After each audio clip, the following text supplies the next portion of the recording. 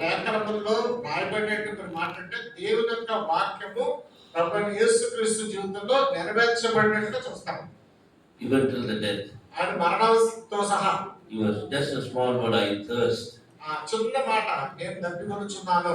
And the Bible records that the word of God had been fulfilled in his life. Bible రాయబడింది అంటే దేవుని యొక్క వాక్యము ఆయన జీవితంలో నెరవేర్చబడింది. This is what is going.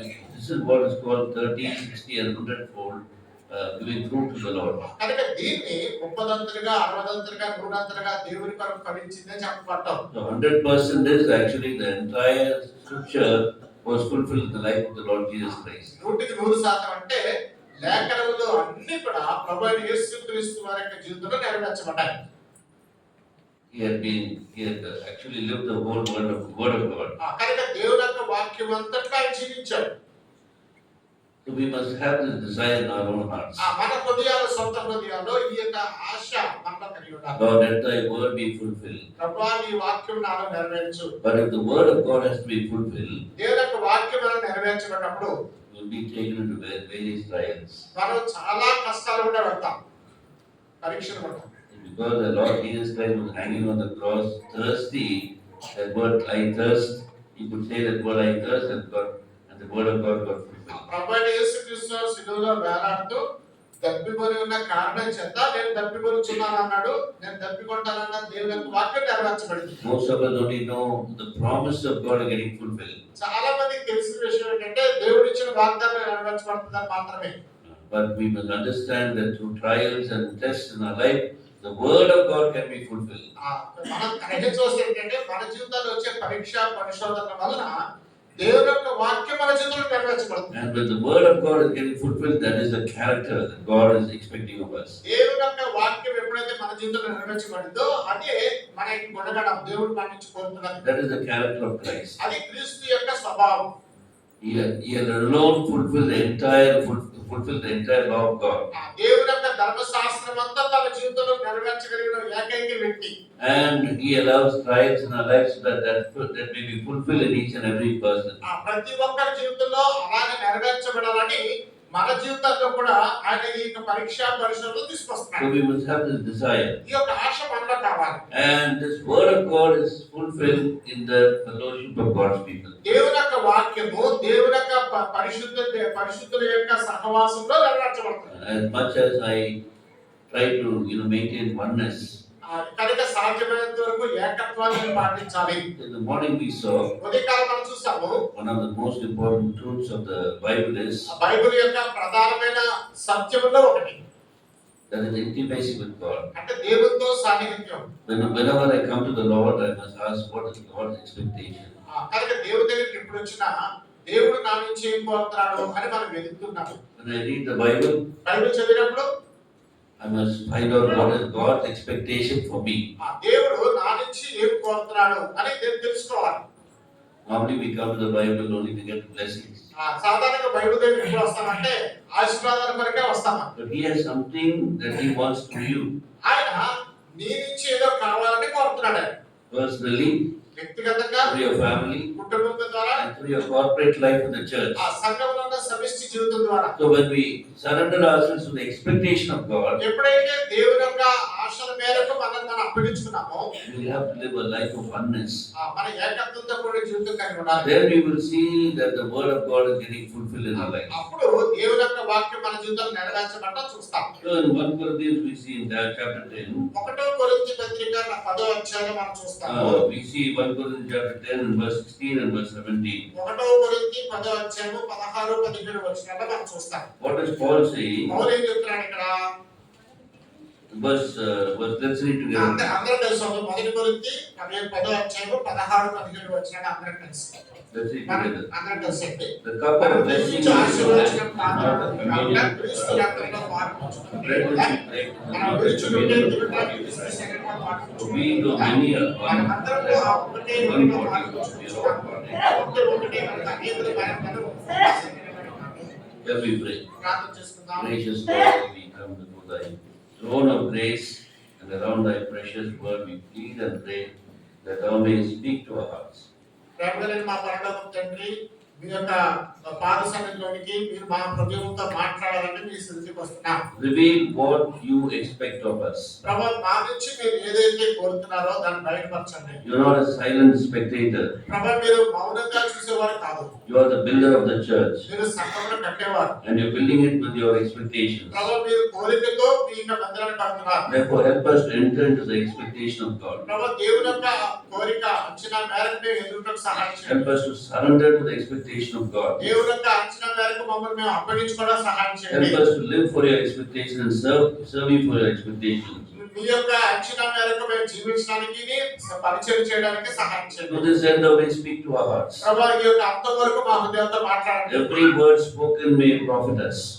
మాట్లాడబడిన ప్రతి మాట మాకు లబ్ధి చేకూరేటట్లుగా చేయండి. We take hold of your promise in Matthew 10 and verse 20. మత్తయి సువార్త 10వ అధ్యాయం 20వ వచనం వాగ్దానంగా కోరుతున్నాం. God said, it's not thee that speaketh, but the Spirit of my Father that speaketh in thee. మాట్లాడేవాడు మీరు కాదు, పరలోకమందున్న తండ్రి ఆత్మ మీలో ఉండి మాట్లాడుచున్నాడు అని చెప్పబడింది. God fulfill that promise. ఆ వాగ్దానం నెరవేర్చండి. And grant us that both to give thy word and to translate according to your promise. ప్రభు మీ యొక్క వాగ్దానానుసారంగా వాక్యం విడుదల చేయటంలో తర్జుమా చేయటంలో సహాయం చేయండి. Open our understanding to understand the scriptures according to Luke chapter 24 and verse 45. లూకా సువార్త 24వ అధ్యాయం 45వ వచనం ప్రకారం లేఖనములు గ్రహించినట్లుగా మా యొక్క అంతరంగం తెరవమని ప్రార్థిస్తున్నాం. Thank you for hearing our prayer. మా ప్రార్థన విన్నందుకే వందనములు. Give us open hearts to receive thy word, to respond to thy word and become doers of thy word. ప్రభు వాక్యాన్ని విని వాక్యానికి స్పందించి వాక్య ప్రకారం చేయనట్లుగా ప్రభు మా యొక్క హృదయంలోని వాక్యం కొరకే తెరవండి. We know that thy word has got the power to cleanse us as well as transform us. ప్రభు మీ యొక్క వాక్యము మమ్మల్ని శుద్ధీకరించడానికి మమ్మల్ని మార్పు చెందించడానికి శక్తికరమైనది మేము ఎదుగుతాం. And we do agree that we need to be transformed ప్రభు మేము కూడా మార్చబడాలని మేము అంగీకరిస్తున్నాం. so that we may give forth much fruit, మేము అధికమైన ఫలం తీసుకొచ్చినట్లుగా bringing glory to the Father. తండ్రికి మహిమ Have తీసుకొచ్చేవారు mercy upon us మా మీద కనికరం ఉంచండి. and speak to us. మాతో మాట్లాడండి. Thank you for hearing our prayer. మా ప్రార్థన విన్నందుకే వందనములు. Thank you for that will eventually answer our prayer and speak to our hearts as we pray this prayer with thanksgiving, praise, worship and adoration in our hearts. In the precious name of our Lord and Savior, Jesus Christ. ఆ ప్రార్థన విని ఈ సమయంలో జవాబు దయచేస్తారని నమ్ముతూ మా యొక్క హృదయపూర్వక వందనములు ఆరాధన చెల్లిస్తూ మా ప్రభువును రక్షకుడైన యేసుక్రీస్తును ప్రార్థించి వేడుచున్నాం తండ్రి. Amen. So we see in these days the church is plagued by division. ఈ దినాల్లో సంఘము ఆ యొక్క చీలికలతోటి ఆ యొక్క శాపం వచ్చింది. Because people do not know what God really expects, what God is really doing. దేవుడు ఏం మన నుంచి కోరుతున్నాడు, దేవుడు నిజానికి ఏం చేస్తున్నాడు అన్న సంగతిని ప్రజలు సరిగ్గా తెలుసుకోలేదు. Unless I know what is God wanting to do in His church, what is God's expectation of a church. ఆ దేవుడు సంఘములో ఏం చేస్తున్నాడు, సంఘము నుంచి ఏం కోరుతున్నాడు అన్నది మనం గ్రహిస్తే తప్ప I may be used by Satan to bring division in the house of God. నేను దేవుని యొక్క మందిరంలో విభజన తీసుకొచ్చే వాడిగా సాతాను యొక్క పనిముట్టుగా మారతాను. Everywhere you see, wherever you go, you can see only division there. ఎక్కడికి వెళ్ళినా సరే చూడండి అక్కడ చీలికలే ఉన్నాయి. Satan is very vigorous సాతాను చాలా ఉధృతంగా in పనిచేస్తాడు. bringing confusion and division. అక్కడ కలవరం తీసుకొచ్చి విభజించేదాన్ని. He cannot do it without our help, మన సహాయం చేయలేకుండా సాతాను చేయలేని ఈ పని. without our involvement. మన యొక్క పని మనం అందులో కూడుకుంటే తప్ప చేయలేడు. Very subtly he will use us చాలా యుక్తిగా మనల్ని ఉపయోగించుకుంటాడు సాతాను. and bring division in the church. ఆ సంఘంలో చీలిక తీసుకొస్తాడు. But we must understand మనం గ్రహించవలసింది that in God's eyes, దేవుని యొక్క దృష్టిలో the unity of the Spirit is very, very important. ఆత్మలో ఐక్యత చాలా ప్రాముఖ్యమైనది. And my blessing, my personal blessing, my family's blessing, my church's blessing depends upon this oneness.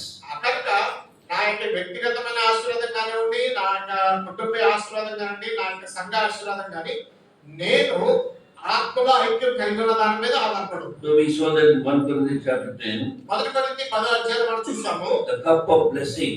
ఆశీర్వచనపు పాత్ర.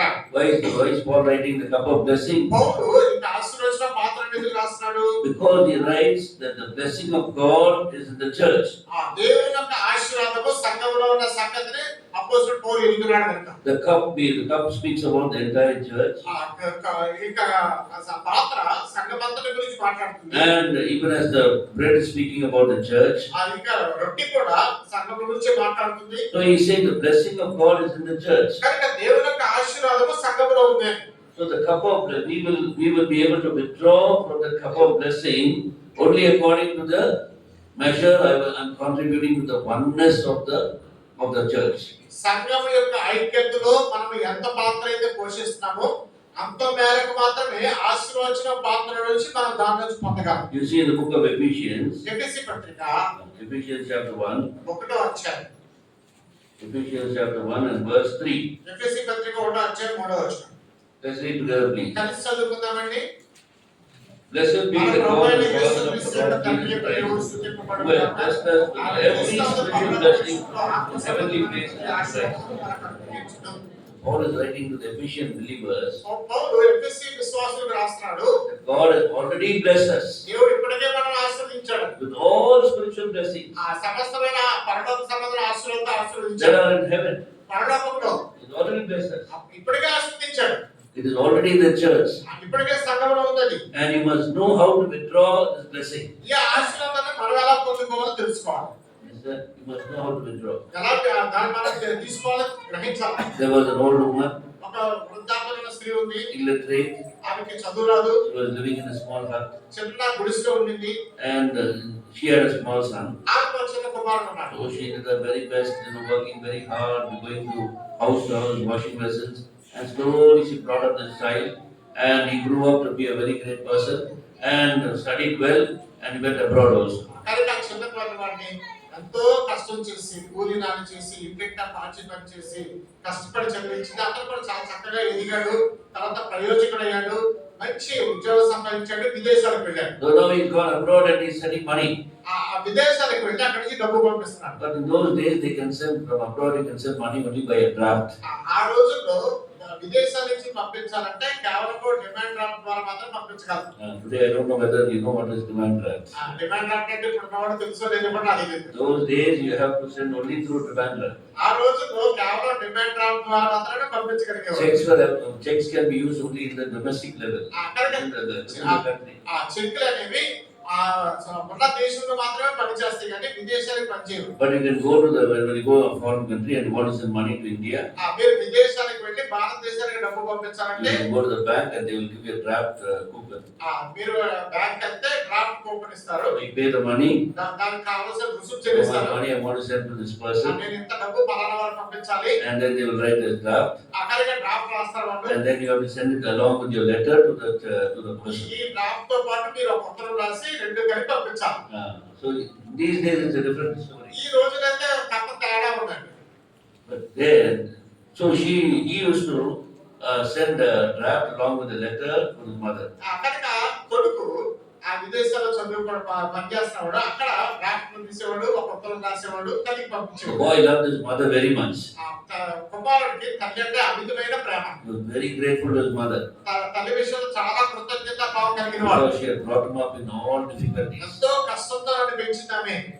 So every month regularly was sending. ప్రతి నెల తప్పకుండా పంపించేవాడు. But when this woman received the letter from the postman, ఆ post man దగ్గర నుంచి ఉత్తరం వచ్చేది.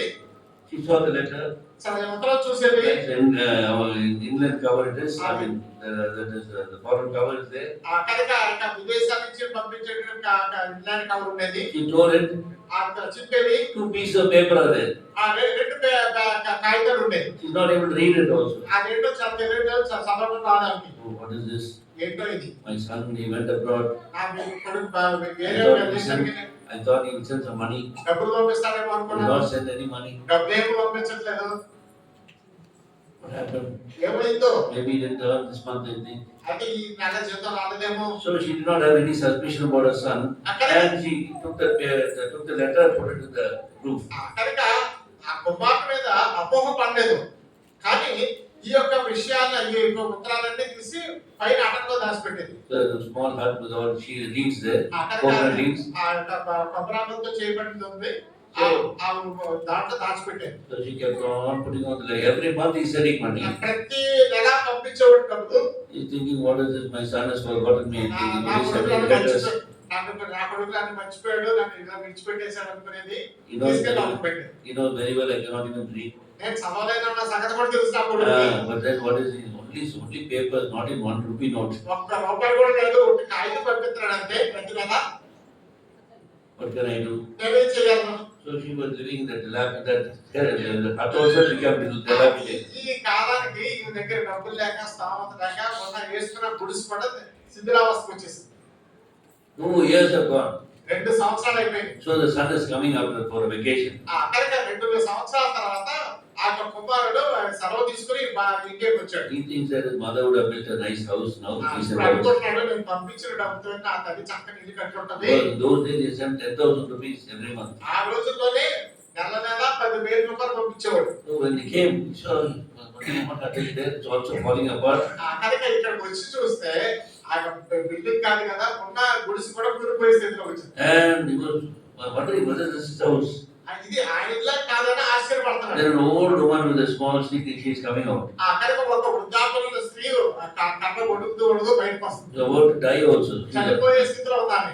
Hardly anybody, she is not taking proper food at all. ఆ సరైన భోజనం కూడా తీసుకోలేదు. But through that he could understand that this is mother. అది ఆ చూసిన తర్వాత అది ఆమె తల్లిని గ్రహించాడు. He could understand why she is like this. ఎందుకు ఇలా ఉందో అర్థం కాలే. He ran to her. పరిగెత్తుకు వెళ్ళాడు. Mommy, can you understand? Can you recognize me? అమ్మ నన్ను చూడగలుగుతున్నావా, గుర్తించగలుగుతున్నావా? Great difficulty she recognized అతి him. కష్టం మీద గుర్తించగలిగింది. Then she said, my son, నా కుమారుడా, very happy that you came back. నువ్వు తిరిగి వచ్చావు, చాలా సంతోషం. But I think you have forgotten me. అయితే నన్ను మర్చిపోయావు అనుకుంటున్నాను. He couldn't believe that. ఆ మాట నమ్మలేకపోయాడు. No, mother, I will send every month a letter to you. ప్రతి నెల నీకు ఉత్తరం పంపించేవాడు కదా. Yes, you sent a letter. ఉత్తరం అయితే పంపించావు. But my son, I don't know, you have not sent any money at all. కొడుకు నా కొడుక, నువ్వు మర్చిపోయావు, తిరిగి డబ్బులు మాత్రం పంపిస్తూ మర్చిపోయావు. Now the boy is very shocked. ఇప్పుడు ఈ అబ్బాయి ఆశ్చర్యమైపోయింది. What, mommy, I am sending every month so much of rupees, 10,000 rupees. ప్రతి నెల 10,000 రూపాయలు చొప్పున పంపిస్తానండి. What did he do with it? ఏం చేసావు దాంతో? Where, son? ఎక్కడ Put కొడుకా? two pieces of paper were inside the cover. కాగితాలు పంపిస్తావు, డబ్బులు ఎక్కడ పంపించావు? Oh, that is money. అదే డబ్బమ్మా. I send a draft every month. ప్రతి నెల డ్రాఫ్ట్ పంపించాను. Just have to go to the bank and give it to the counter, they'll give you 10,000 rupees. Bank వెళ్ళి counter లో వేస్తే నీకు 10,000 రూపాయలు చేతిలో పెడతారు. You could have nicely built a nice house. మంచి ఇది కట్టుంటే దాన్ని You could have eaten well. చాలా చక్కగా తినేదాన్ని. He was wondering, where did he keep the money? ఏం Where చేశావు? did he keep the covers? పంపించిన డ్రాఫ్ట్ అని ఏం చేసావు? Good thing at least she was wise enough to keep it inside the room. కానీ కొంత జ్ఞానం ఏంటంటే తీసుకెళ్ళి సొలుగులో పెట్టింది. So he asked her to bring it back. ఆ ఇంటి తీసాడు బయటికి. So she collected all that. ఆ ఇంటి దగ్గర చేర్చాడు. Every cover has got a draft. ప్రతి కవర్ లో డ్రాఫ్ట్ తోటి అలాగే ఉన్నది. Almost 2 lakh rupees now, more than 2 lakh ఇప్పుడు rupees. 2 లక్షల పైనే ఉన్నది. He took it to the bank and brought the money to her. Bank వెళ్ళాడు, డబ్బులు తీసుకొచ్చాడు, తనకి ఇచ్చాడు. She was wondering, what happened? ఏమైందో అని ఆశ్చర్యపడుతున్నాడు. She did not know how to withdraw the money that is in her account. తన account లో ఉన్నటువంటి డబ్బులు ఎలా తీసుకోవాలో తెలియలేదు. Even so today, there are believers who do not know the riches that they are entitled for. ఈ రోజు కూడా విశ్వాసులకి దేవుడు మన కొరకు దాచిపెట్టిన ఐశ్వర్యంను మనకి హక్కుదారులమైన ఐశ్వర్యాన్ని ఎలా పొందుకోవాలో తెలియట్లేదు. And that is why we go through unnecessary problems and unnecessary trials also. అందుకొరకనే అనవసరమైన సమస్యలోనికి, అనవసరమైన పరీక్షలోకి ఇరుక్కుంటాం. But in the trials we begin to learn as to how to withdraw from the Lord. కనుక ఈ పరీక్షల్లో దేవుని దగ్గర నుంచి ఎలా మనం స్వీకరించాలి, ఎలా పొందుకోవాలో గ్రహించాలి. So what does the Bible say? Bible ఏం చెప్తుంది? That all blessings, that is Ephesians chapter 1 and verse 3 speaks about all the blessings in heavenly places are given to the church. ఎఫెసీ 1:3 చెప్తున్నాడు, క్రీస్తు యేసునందు పరలోక సంబంధమైన విషయంలో సమస్తమైన ఐశ్వర్యములు మన కొరకు ఉంచాడు. You see in John chapter 13 యోహాను సువార్త 13వ అధ్యాయంలో and verse 3. 3వ వచనం చూడండి. John chapter 13 and verse 3. యోహాను సువార్త 13వ అధ్యాయం 3వ వచనం. Shall we read together please? కలిసి చదువుదామన్నమాట. తండ్రి తన చేతికి సమస్తం అప్పగించమనియు తాను దేవుని God. So initially, the father gave all the blessings, all that, everything that he had unto his son. ఆరంభంలో తండ్రి తన కలిగిన ఐశ్వర్యము తన చేతిలో ఏదైతే ఉందో ఆ సమస్తమును కుమారుని చేతికి అప్పగించాడు. Jesus, knowing that the Father had given all things into his hands, ఇక్కడ రాస్తాడు, ఇక్కడ తండ్రి తన చేతికి సమస్తము అప్పగించను. all that belonged to the Father was belonging to the Son. తండ్రికి కలిగిన సమస్తము కుమారునికి అనుగ్రహించబడింది. There is a warning also. There is a warning there. ఇక్కడ ఒక హెచ్చరిక కూడా ఉంది. You want the blessing of God, దేవుని యొక్క ఆశీర్వాదం నీకు కావాలంటే you cannot find it outside Christ. వెలుపట్టు దానికి కనుగొనలేవు. You have to come inside Christ. క్రీస్తు లోపలికి రావాలి. Only in Christ you have all the blessings of God. క్రీస్తులో మాత్రమే దేవుని యొక్క ఆశీర్వాదాలన్నీ నీ కొరకు ఉన్నాయి. You search for any blessing of God outside Christ, you will never get it. క్రీస్తుకు వెలుపట దేవుని యొక్క ఆశీర్వాదాల కొరకు ఎంత వెతికినా నీకు దొరకవు. So all the purpose of God, all the plans of God, all the blessings of God are only in Christ. దేవుని యొక్క ఏర్పాటు, దేవుని యొక్క ఉద్దేశము, దేవుని యొక్క ఆశీర్వాదాలు సమస్తము క్రీస్తులో ఇమిడి ఉన్నాయి. When he was walking on this earth as a man, ఆయన ప్రభువైన యేసుక్రీస్తు ఈ భూమి మీద ఒక మానవుడిగా నడుస్తున్నప్పుడు, now why did the Father give him all those things? తండ్రి ఇవన్నీ ఎందుకు ఇచ్చాడు? Why did he give him? ఎందుకు ఇచ్చాడు? Because he was exhibiting God. ఎందుకంటే తండ్రిని కనుపరుస్తున్నాడు కనుక. He was purely, his life was so intimate with God, and he was exhibiting God to the fullness that God began to give everything to him. ఆయన ఈ లోకంలో ఉన్నప్పుడు ఆయన తండ్రిని తన జీవితం ద్వారా, తన యొక్క పరిస్థితి ద్వారా ఆయన కనుపరుస్తున్నాడు కనుక ఆయన కుమారుని ద్వారా సమస్య ఇస్తున్నాడు. In the morning I told you ఉదయకాలం చెప్పాను నేను, that Adam and Eve were created to have intimacy with God. ఆదాము అవ్వలు సృష్టించబడినప్పుడు దేవునితో సాన్నిహిత్యం కలిగి And ఉన్నారని. the second thing was to exhibit God. రెండవదిగా దేవుని ప్రదర్శించాలి. So you know about the train, it has got two rails, it has got two rails. మనకు తెలుసు కదా, రైలు బండి వెళ్ళాలంటే రెండు పట్టాలు ఉండాలి. When it runs in those two rails, it reaches its destination. రెండు పట్టాల మీద వెళ్తే అది గమ్యాన్ని చేరుతుంది. So one rail speaks about my intimacy with God. ఒక పట్టా ఏం చూపిస్తుంది అంటే దేవునితో ఉన్న సాన్నిహిత్యాన్ని చూపిస్తుంది. And the second rail speaks about my exhibiting God. రెండో పట్టా ఏం చూపిస్తుంది అంటే దేవుని నా జీవితంలో ప్రదర్శించడానికి If చూపిస్తుంది. I have these two things as the goal of my life, I will reach the destination of God. నా జీవితంలో గమ్యముగా ఈ రెండింటిని కలిగి ఉంటే దేవుడు నా కొరకు నిర్దేశించిన గమ్యాన్ని నేను చేరగలను. I will reach the purpose of God. దేవుని యొక్క ఉద్దేశంలోకి నేను చేరగలను. I will be complete in my life. నా జీవితంలో సంపూర్ణమైన వాడిగా చేయబడతాను. Jesus could say on the cross, it is finished. దేవుడు యేసుక్రీస్తు శిలువలో ఇది సమాప్తమైందని చెప్పగలిగాడు. Why? ఎందుకు? Because he kept these two rails. He was traveling through those two rails. కనుక ఆయన ఈ రెండు రైలు పట్టాల మీద ప్రయాణం చేస్తూ వచ్చాడు. He had this full understanding as the purpose for which the Lord Father sent him this word. తండ్రి ఈ లోకానికి కుమారుని ఎందుకు పంపించాడు అన్న యొక్క ఉద్దేశాన్ని సంపూర్తిగా గ్రహించున్నాడు కనుక నేను చేశాడు. He used to say, the Father is in me and I am in the Father. ఆయన చెప్తూ ఉండేవాడు, తండ్రి నా యందు నేను తండ్రి యందు ఉన్నాము. And I and the Father are one. నేనును నా తండ్రితో ఏకమై ఉన్నాము అని He చెప్తున్నాడు. was so intimate with the Father. తండ్రితో అంత సమీపతను కలిగి ఉన్నాడు. And when he got separated on the cross, ఆ శిలువలో వేరుపరచబడినప్పుడు he was crying out, ఆయన మొరపెడుతున్నాడు, My God, నా దేవా, my God, నా దేవా, why hast thou forsaken me? ఎలా చేయి విడిచావు? For the first time in eternity, కనుక మొదటి మొర ఏం చెప్తుందంటే Lord Jesus Christ ప్రభువైన యేసుక్రీస్తు was separated from the Father. తండ్రి నుంచి వేరైపోయాడు. It was unbearable agony for him. అది ఆయన భరింపరాని ఆయన బాధ. It was unbearable. అది భరింపసాధ్యం కాని వేదన. When the spikes were driven in his hand, it was not painful for him. ఆ నిజానికి నేతులు కొట్టినప్పుడు బాధ కలగలేదు ఆయనకి. It was not that painful. అది అంత బాధ కలిగించలే. When he was crowned with a crown of thorns, it was not that ఆ painful. తల మీద కొండ కిరీటంతో కొట్టబడినప్పుడు అంత బాధ అనిపించలే. When he was scourged, it was not that painful. అక్కడికి ఆయన కొరడాలతో కొట్టినప్పుడు ఆయనకి అంత బాధ అనిపించలే.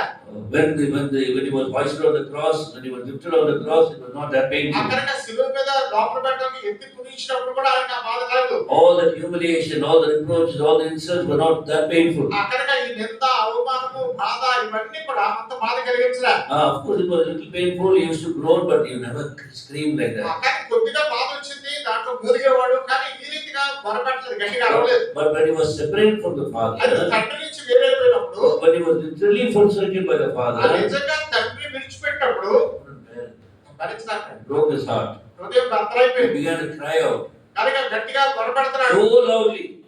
బిగ్గరగా. Some Bible scholars say ఆ బైబిల్ స్కాలర్స్ పండితులు that చెప్తారు, when Christ cried from the cross, క్రీస్తు శిలువలో చనిపోతున్నప్పుడు, my God, why hast thou forsaken నా me? దేవా నా దేవా నన్ను ఎలా చేయి విడిచావని. It was here after a few miles away ఇక కొన్ని మైళ్ళ దూరం తర్వాత in the palace of Pilate. ఆ ఆ పిలాతు యొక్క అంతఃపురంలో He's in the city, Jerusalem city. యెరూషలేము పట్టణంలో ఉన్నాడు. The Lord is outside the city ఆ ప్రభువేమో ఈ పట్టణం వెలుపట ఉన్నాడు. on the hill called Golgotha. Golgotha అనేటువంటి కొండ మీద Almost about 2-3 miles away. సుమారు 2-3 మైళ్ళ దూరం ఉన్నది. But Pilate could clearly hear this great voice. అక్కడ పిలాతు ఈ యొక్క కేకను స్వరంగా చక్కగా వినగలిగాడు. My God, why has you forsaken నా me? దేవా నన్ను ఎలా చేయి విడిచావు? Because it was so painful to the Lord. ప్రభువుకు ఎంతో బాధ కలిగించింది. He loved the Father so much. తండ్రిని అంతగా ప్రేమించాడు. And the Father loved him so much. తండ్రి కూడా ఆయన అంతగా ప్రేమించాడు. Because they wanted to save us. మనల్ని రక్షించాలనే ఉద్దేశంతో, Because they wanted to just deliver us from the lake of hellfire for which we were heading. మనం వెళ్తున్నటువంటి నరకాగ్ని నుంచి మనం తప్పించిన కొరకు, Because they wanted to atone for our sins. మన పాపాలకు ప్రాయశ్చిత్తం చేయడానికి They had to go through this process of getting separated. అక్కడికి వేరు చేయవలసిన పద్ధతి కూడా వెళ్ళాల్సి వచ్చింది. Jesus bore our sins. ప్రభు మన పాపాలు భరించాడు. That's why he was afraid in Gethsemane also. అందుకొరకే గెత్సేమనేలో కూడా భయపడ్డాడు. Not because because they were to nail him and scourge him and all that. He was not afraid of all that. అక్కడికి ఆయన మేకులతో కొట్టారని, కొరడాలతో దున్నబడ్డారని దాని గురించి ఆయన బాధ లేదు అసలు. You can put 100 thorny crowns on him, he will accept all that. కనుక 100 ముళ్ళతో ఉన్న కిరీటం కొట్ట అంగీకరించాడు ఆయన. He will bear all that pain. ఆ బాధను భరించాడు. But he couldn't bear this one. ఈ ఒక్కదాన్ని భరించినప్పుడు And that is what he was asking the Father. అదే తండ్రిని అడుగుతున్నాడు. Father, if it is thy will, తండ్రి, పరలోకపు తండ్రి, let this cup pass away from me. ఈ యొక్క గిన్నె నా ఎదుట నుండి తొలగించు. What is that cup? ఏంటంటే గిన్నె? It is a cup of God's wrath. దేవుని యొక్క ఉగ్రత అనేటువంటి ఒక పాత్ర అది. When he was about to drink that wrath, Father would separate from him. దేవుని యొక్క ఉగ్రత అనే పాత్ర ఎప్పుడైతే తీసుకున్నాడో తండ్రి కుమారుడు వేరు చేస్తున్నాడు. There is no greater anger of God than God separating from a person. ఆ దేవుడు ఒక వ్యక్తి నుంచి దూరం అవ్వే దానికంటే గొప్పదైన దేవుని కోపం మరొకటి లేదు. That is like hellfire. అది నిజంగా నరకాగ్ని వంటిది. And Jesus went through the fire. ఆ యేసు ఆ యొక్క అగ్ని గుండా వెళ్ళాడు. Being thrown away cast away from the presence of the Father. దేవుని యొక్క సన్నిధి నుంచి విసిరివేయబడినటువంటి వాడు. Because he bore our sins. ఎందుకంటే మన పాపాలు భరించాడు. He became the very essence of sin. మన పాపం యొక్క మూలాన్ని తీసుకున్నాడు ఆయన. He suffered on the cross. ఆ శిలువలో శ్రమ పడ్డాడు. Father who is thrice holy had to separate from him. ఆ కనుక తండ్రి ఆయన కుమారుని నుంచి విడిచిపెట్టేశాడు ఆయన. And the Lord Jesus Christ, ప్రభువైన యేసుక్రీస్తు, even while he lived on this earth, while he was walking on this earth as a man, ఆయన ఈ లోకంలో జీవిస్తున్నప్పుడు, ఒక మానవుడిగా ఈ లోకంలో సంచరిస్తున్నప్పుడు, he was greater than Enoch. ఆదోకు కంటే గొప్పవాడు. Enoch, when he walked with God, ఆదోకు దేవునితో నడిచినప్పుడు Bible says he pleased God. ఆ దేవునికి ఇష్టమైనదే చూస్తారు. But when the Lord Jesus Christ was walking with the ప్రభువైన Father, యేసుక్రీస్తు ఈ లోకం తండ్రితో నడిచినప్పుడు so intimate he was with the Father, తండ్రితో ఎంత సమీపత్వం కలిగినాడంటే, the Bible says that he was well pleasing the Father. Bible చెప్పబడింది అంటే నా ప్రియ కుమారుడు చెప్పబడింది. This is my beloved son in whom I am well pleased. అక్కడికి ఈయన నా ప్రియ కుమారుడు, ఈయనందు నేను ఆనందించున్నాను. Such intimacy that he had with the Father in the beginning. అక్కడికి ఆరంభంలో తండ్రితో అటువంటి సాన్నిహిత్యాన్ని కలిగి ఉన్నాడు. We must understand మనం గ్రహించవలసింది what is God wanting of the church today. దేవుడు సంఘాన్ని, ఈ దినమున సంఘాన్ని ఎటువంటి హెచ్చరికిస్తున్నాడు. From the beginning, from eternity beginning, అక్కడికి నిత్యత్వంగా ఆది నుంచి the Father, the Son, and the Holy Spirit, they are three persons. ఆ తండ్రి, కుమారుడు, పరిశుద్ధాత్మ ఈ ముగ్గురు కలిసి They are three different persons. ముగ్గురు భిన్నమైన వ్యక్తులు. They are three different persons. ముగ్గురు భిన్నమైన వ్యక్తులు. God the Father, ఆ తండ్రి అయిన దేవుడు, God the Son, కుమారుడు అయిన God దేవుడు, the Holy Spirit. పరిశుద్ధాత్మ దేవుడు. But they being one వాళ్ళందరూ ఒకటే మళ్ళా from beginning. ఆది నుంచి. Why? ఎందుకు? Because they've been able to be so intimate with each other. ఒకరితో ఒకరికి అంత సాన్నిహిత్యం ఉంది. The same love. అదే ప్రేమ. They wanted to be found in the church. ఆ సంఘంలో కలవడాలని కోరుకున్నారు. When they can exist with all three are equal, అక్కడికి ఈ ముగ్గురు ఏకమై ఉన్నారని ఎప్పుడైతే వాడు ఉన్నారో, they are co-equal with each other. వారు ఒకరితో ఒకరు సమాంతరంగా ఉన్నారు. Co-equal in glory, in majesty, in dominion, power, riches, honor, and blessing. కనుక మహిమ, ఘనత, ఆరాధన, ఆశీర్వాదం ఇవన్నీ కూడా ముగ్గురు సమానంగా కలిగి ఉన్నారు. But they are all together. వాళ్ళందరూ కలిసి ఉన్నారు ముగ్గురు. That's why we say we have only one God. అందుకనే మనం ఒకే దేవుడు ఉన్నాడని చెప్తాం. They are so intimate with each other ఒకరితో ఒకరికి ఎంత సాన్నిహిత్యం ఉందంటే that they are one God. వారు ఒక్కడే దేవుడు. Understand? గ్రహిస్తారా? And they do not want to hide this truth from us. ఈ సత్యాన్ని మన నుంచి దూరం చేయాలని కోరలేదు వాడు.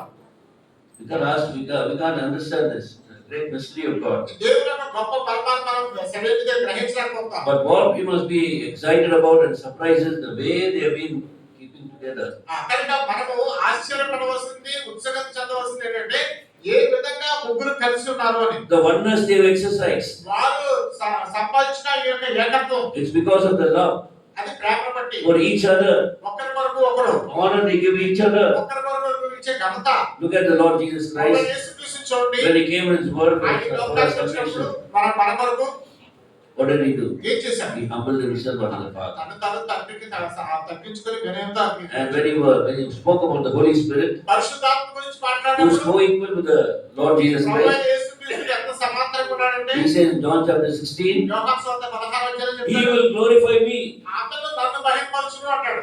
That's why we don't see the Holy Spirit speaking about himself. అందుకని పరిశుద్ధాత్మ తన గురించి తాను చెప్పుకోవడం మనకు తెలియదు. He keeps on speaking about the Lord Jesus Christ. ఎల్లప్పుడూ ప్రభువైన యేసుక్రీస్తు గురించి చెప్తున్నాడు. And when the Lord Jesus Christ was living in this world, ప్రభువైన యేసుక్రీస్తు లోకంలో నివసిస్తున్నప్పుడు he was speaking about the Father.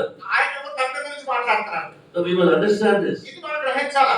When they were creating man, ఒక మనిషిని సృష్టిస్తున్నప్పుడు what did they? When they created Adam and Eve, ఆదాము హవ్వను సృష్టించినప్పుడు ముగ్గురు కలిసి they said, వారు అన్నారు, let us make man in our own image. మనకు మన పోలిక చొప్పున నరులను చేయుదాము. You can see that in Genesis chapter 1 and verse 28. ఆదికాండము 1వ అధ్యాయం 27 వచనం చూస్తాం. Let us మనము make man మనుషులను in our own image. మన సొంత పోలికలు చేద్దాం. There you see that plurality is mentioned. అక్కడ బహువచనం చెప్పబడినట్లు చూస్తాం. So the three persons ఈ ముగ్గురు వ్యక్తులు together కలిసి they made man. నరుడు చేశారు. There they were able to exercise their co-equality.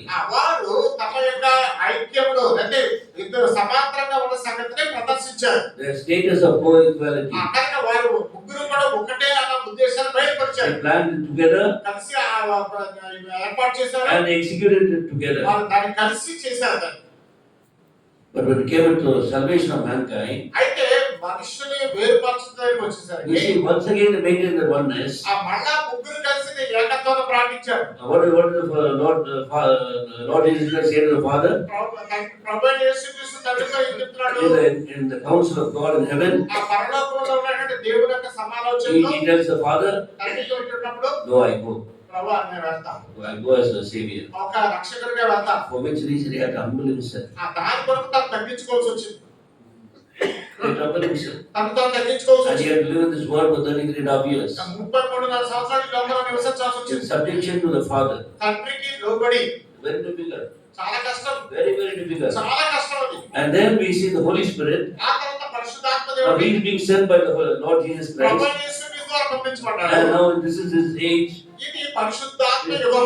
The spirit of the dispensation of the Holy Spirit. ఆ పరిశుద్ధాత్మ యుగం ఇది. And he is glorifying the Lord Jesus Christ. ఇప్పుడు పరిశుద్ధాత్మ ప్రభువైన యేసుక్రీస్తును మహిమపరుస్తున్నాడు. Through this they maintaining one plan of God. దీని ద్వారా వారు దేవుని యొక్క ఒకే ఏర్పాటును They కాపాడుతున్నారు. are saving people and they are building them as the church of God. కనుక మనుషులను రక్షించి దేవుని యొక్క సంఘముగా వారు కడతారు. That same love అదే ప్రేమ he wants us to exercise today. ఈ దినాన్ని కూడా మన మధ్యలో You see in 1 Corinthians chapter 15 మొదటి కొరింథీ 15వ అధ్యాయంలో and verse 28. 28వ వచనం. 1 Corinthians chapter 15 verse 28. మొదటి కొరింథీ 15వ అధ్యాయము 28వ వచనం. 15 and verse 20. Let's see together. ఆ 15వ అధ్యాయం 28. 28వ వచనం. 15 మొదటి కొరింథీ 15వ అధ్యాయం 28వ వచనం కలిసి. Now all things are సమస్తము made ఆయనకు లోబడినప్పుడు then the servant సర్వతో himself సర్వము నిమిత్తం subject to them. కుమారుడు తనకు సమస్తము లోబడుచును దేవునికి తానే లోబడను. Can you understand this verse? ఈ వాక్యాన్ని గ్రహించగలుగుతున్నారా? Now for future eternity, భవిష్యత్తులో నిత్యత్వం వరకు so that we may also be one with the Father. మనం కూడా తండ్రితో ఏకమై ఉండాలన్నా. Now the church is divided, isn't it? ఇప్పుడు సంఘం విభజించబడింది కదా, Fighting with each other. ఒకరితో ఒకరు కొట్టుకోవడం. Because we don't understand what God wants of us. దేవుడు మరణించకపోతున్నాడు మాకు గ్రహించలేని కారణం చేత ఇదంతా. So the Lord is showing ప్రభు చూపిస్తున్నాడు in the future eternity ఆ భవిష్యత్తు నిత్యత్వంలో there will be absolute peace. సంపూర్ణమైన సమాధానం.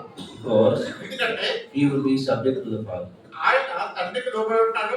He is co-equal to the Father, తండ్రితో సమానుడే, but he will come under the Father. కానీ తండ్రికి ఎందుకు వస్తున్నాడు? And when he comes under the Father, తండ్రి దగ్గరికి వచ్చినప్పుడు he also brings us under the Father. మనల్ని కూడా తండ్రి దగ్గర తీసుకొస్తున్నాడు. Because we are his body. ఎందుకంటే మనం ఆయన శరీరము. The church is the body of Christ. సంఘము ఆయన శరీరము అని చూస్తాం. So along with us, మనతో పాటు he's coming under the Father. తండ్రి కిందకి వస్తున్నాడు. And there is going to be peace, peace, peace, oneness all throughout eternity. అక్కడి నుంచి సమాధానము ఏకత్వము నిత్యత్వం వరకు కొనసాగుతుంది. So remember, this oneness is very important. కనుక ఈ యొక్క ఏకత్వం అనేది మనకి దేవుని యొక్క శరీరంలో చాలా ప్రాముఖ్యమైనది. When you speak about the church, సంఘం గురించి మాట్లాడుతున్నప్పుడు it speaks about oneness. ఏకత్వం గురించి మాట్లాడతాం. Understand? It speaks about oneness. అది ఏకత్వం గురించి మాట్లాడతాం. And for this oneness, ఈ ఏకత్వం కొరకు we need to have humility. మనలో తగ్గింపు కావాలి. We see in the Bible, బైబిల్లో చూస్తాం. in the book of Ephesians, ఎఫెసీ పత్రికలో in Ephesians chapter 1 verse 3, we read that there are the blessings of God that is in the church. ఎఫెసీ 1:3 సంఘములో దేవుడు కలిగిన ఆశీర్వాదం చూసాం. So in John chapter 13 and verse 3, we saw యోహాను సువార్త 13:3 మనం చూసాం. that when the Lord Jesus Christ, ప్రభువైన యేసుక్రీస్తు he lived on this earth as an individual person, వ్యక్తిగతమైన వ్యక్తిగా ఈ లోకంలో జీవించినప్పుడు the Father had given all the blessings upon him. తండ్రి తనకున్న ఆశీర్వాదాలన్నీ కుమారునికి ఇచ్చాడు. All that belonged to the Father was given to the Son. తండ్రి కలిగిన సమస్తమును కుమారునికి ఇచ్చాడు. Because ఎందుకంటే he had displayed the Father in all his fullness, తన యొక్క సంపూర్ణతలో తండ్రిని ప్రదర్శించాడు. being one with the Father. తండ్రితో ఏకమై ఉంది. Now, what did the Lord do? ఇప్పుడు ప్రభు ఏం చేస్తున్నాడు? After he went up to heaven, ఆయన పరలోకానికి వెళ్ళిన he తర్వాత sent the Spirit of God, దేవుని యొక్క పరిశుద్ధాత్మ పంపించాడు. who is the originator or the builder of the church, సంఘము యొక్క నిర్మాణంలో ఆరంభికుడైన and the Holy Spirit is building the church. ఇప్పుడు పరిశుద్ధాత్మ దేవుడు సంఘము కడుతున్నాడు. And when the Holy Spirit is coming, పరిశుద్ధాత్ముడు వచ్చినప్పుడు he brings also the blessing of God. దేవుని యొక్క ఆశీర్వాదం కూడా తీసుకొస్తున్నాడు. He didn't come with empty hands. ఒక ఖాళీ చేతులతో రావట్లే. He comes with the blessing, all the blessings that belong to the Lord Jesus Christ. ప్రభువైన యేసుక్రీస్తుకు చెందిన ఆశీర్వాదాలు అన్ని తీసుకొని వస్తున్నాడు. And he brings it to the church. సంఘములో తీసుకొస్తున్నాడు వాటిని. And this church is able to appropriate that blessing ఈ యొక్క సంఘము ఆశీర్వాదములను తన వంతు చేసుకుంటుంది. only when they maintain oneness. ఎప్పుడు జరుగుతుందంటే అది ఏకత్వాన్ని పాటించినప్పుడు మాత్రమే. Unity of the Spirit. ఆత్మలో కలిగేటువంటి బంధము ఐక్యత. That is why we see in Psalm 133 verse 3, there he commanded the blessing. 133 కీర్తన 3వ వచనంలో ఈ యొక్క ఆశీర్వాదమును అక్కడ ఆజ్ఞాపించాడు. Where ఇక్కడ brethren dwell together in unity. సహోదరులు ఐక్యత కలిగి ఉండుట ఎంత మేలు ఎంత మనోహరం. There he will command his blessing. అక్కడ తన ఆశీర్వాదాలను ఆజ్ఞాపిస్తున్నాడు. All the blessings of God దేవుని యొక్క ఆశీర్వాదాలు అన్ని కూడా as one package ఒక్క ప్యాకేజ్ లో is given to the church that can dwell in oneness. అక్కడికి ఏకత్వం ఎక్కడైతే కలిగి ఉందో ఆ సంఘములకు ఇస్తున్నాడు. That is why I must be a contributor of this peace. కనుక ఈ సమాధానానికి నా వంతు నేను చేసేవాడిగా ఉండాలి. I must be always contributing to this oneness, ఈ యొక్క ఏకత్వానికి నా వంతు నేను కృషి చేసేవాడిగా ఉండాలి. to the unity of the Spirit. ఇక ఆత్మ కలిగించే బంధముతో Satan is very subtle. సాతాను చాలా యుక్తిపరుడు. So we see in chapter 6 of Ephesians, ఎఫెసీ పత్రిక 6వ అధ్యాయం చూస్తాం. Paul is writing. పౌలు రాస్తున్నాడు. Paul is writing in Ephesians chapter 6, పౌలు ఎఫెసీ 6వ అధ్యాయం రాస్తున్నాడు. verse 12. 12వ వచనం. For we do not wrestle against together. అందరం కలిసి చదువుతామండి. ఏలయనగా For we do not wrestle against flesh and blood, but against principalities, powers, against rulers of darkness, against spiritual hosts. ఆకాశమంత కలిగిన దురాత్మల సమూహముతో పోరాడుచున్నాము. So here we see ఇక్కడ మనం చూస్తున్నాం. demonic spirits. ఇక్కడ దురాత్మల సమూహం. Demonic spirits you cannot see. అక్కడ మనం వాటిని చూడలేము. Now they are fighting. వాళ్ళు పోరాడుతున్నారు. With whom? ఎవరితోటి? With the church. సంఘంతో పోరాడుతున్నారు. Why are they fighting? ఎందుకు పోరాడుతున్నారు?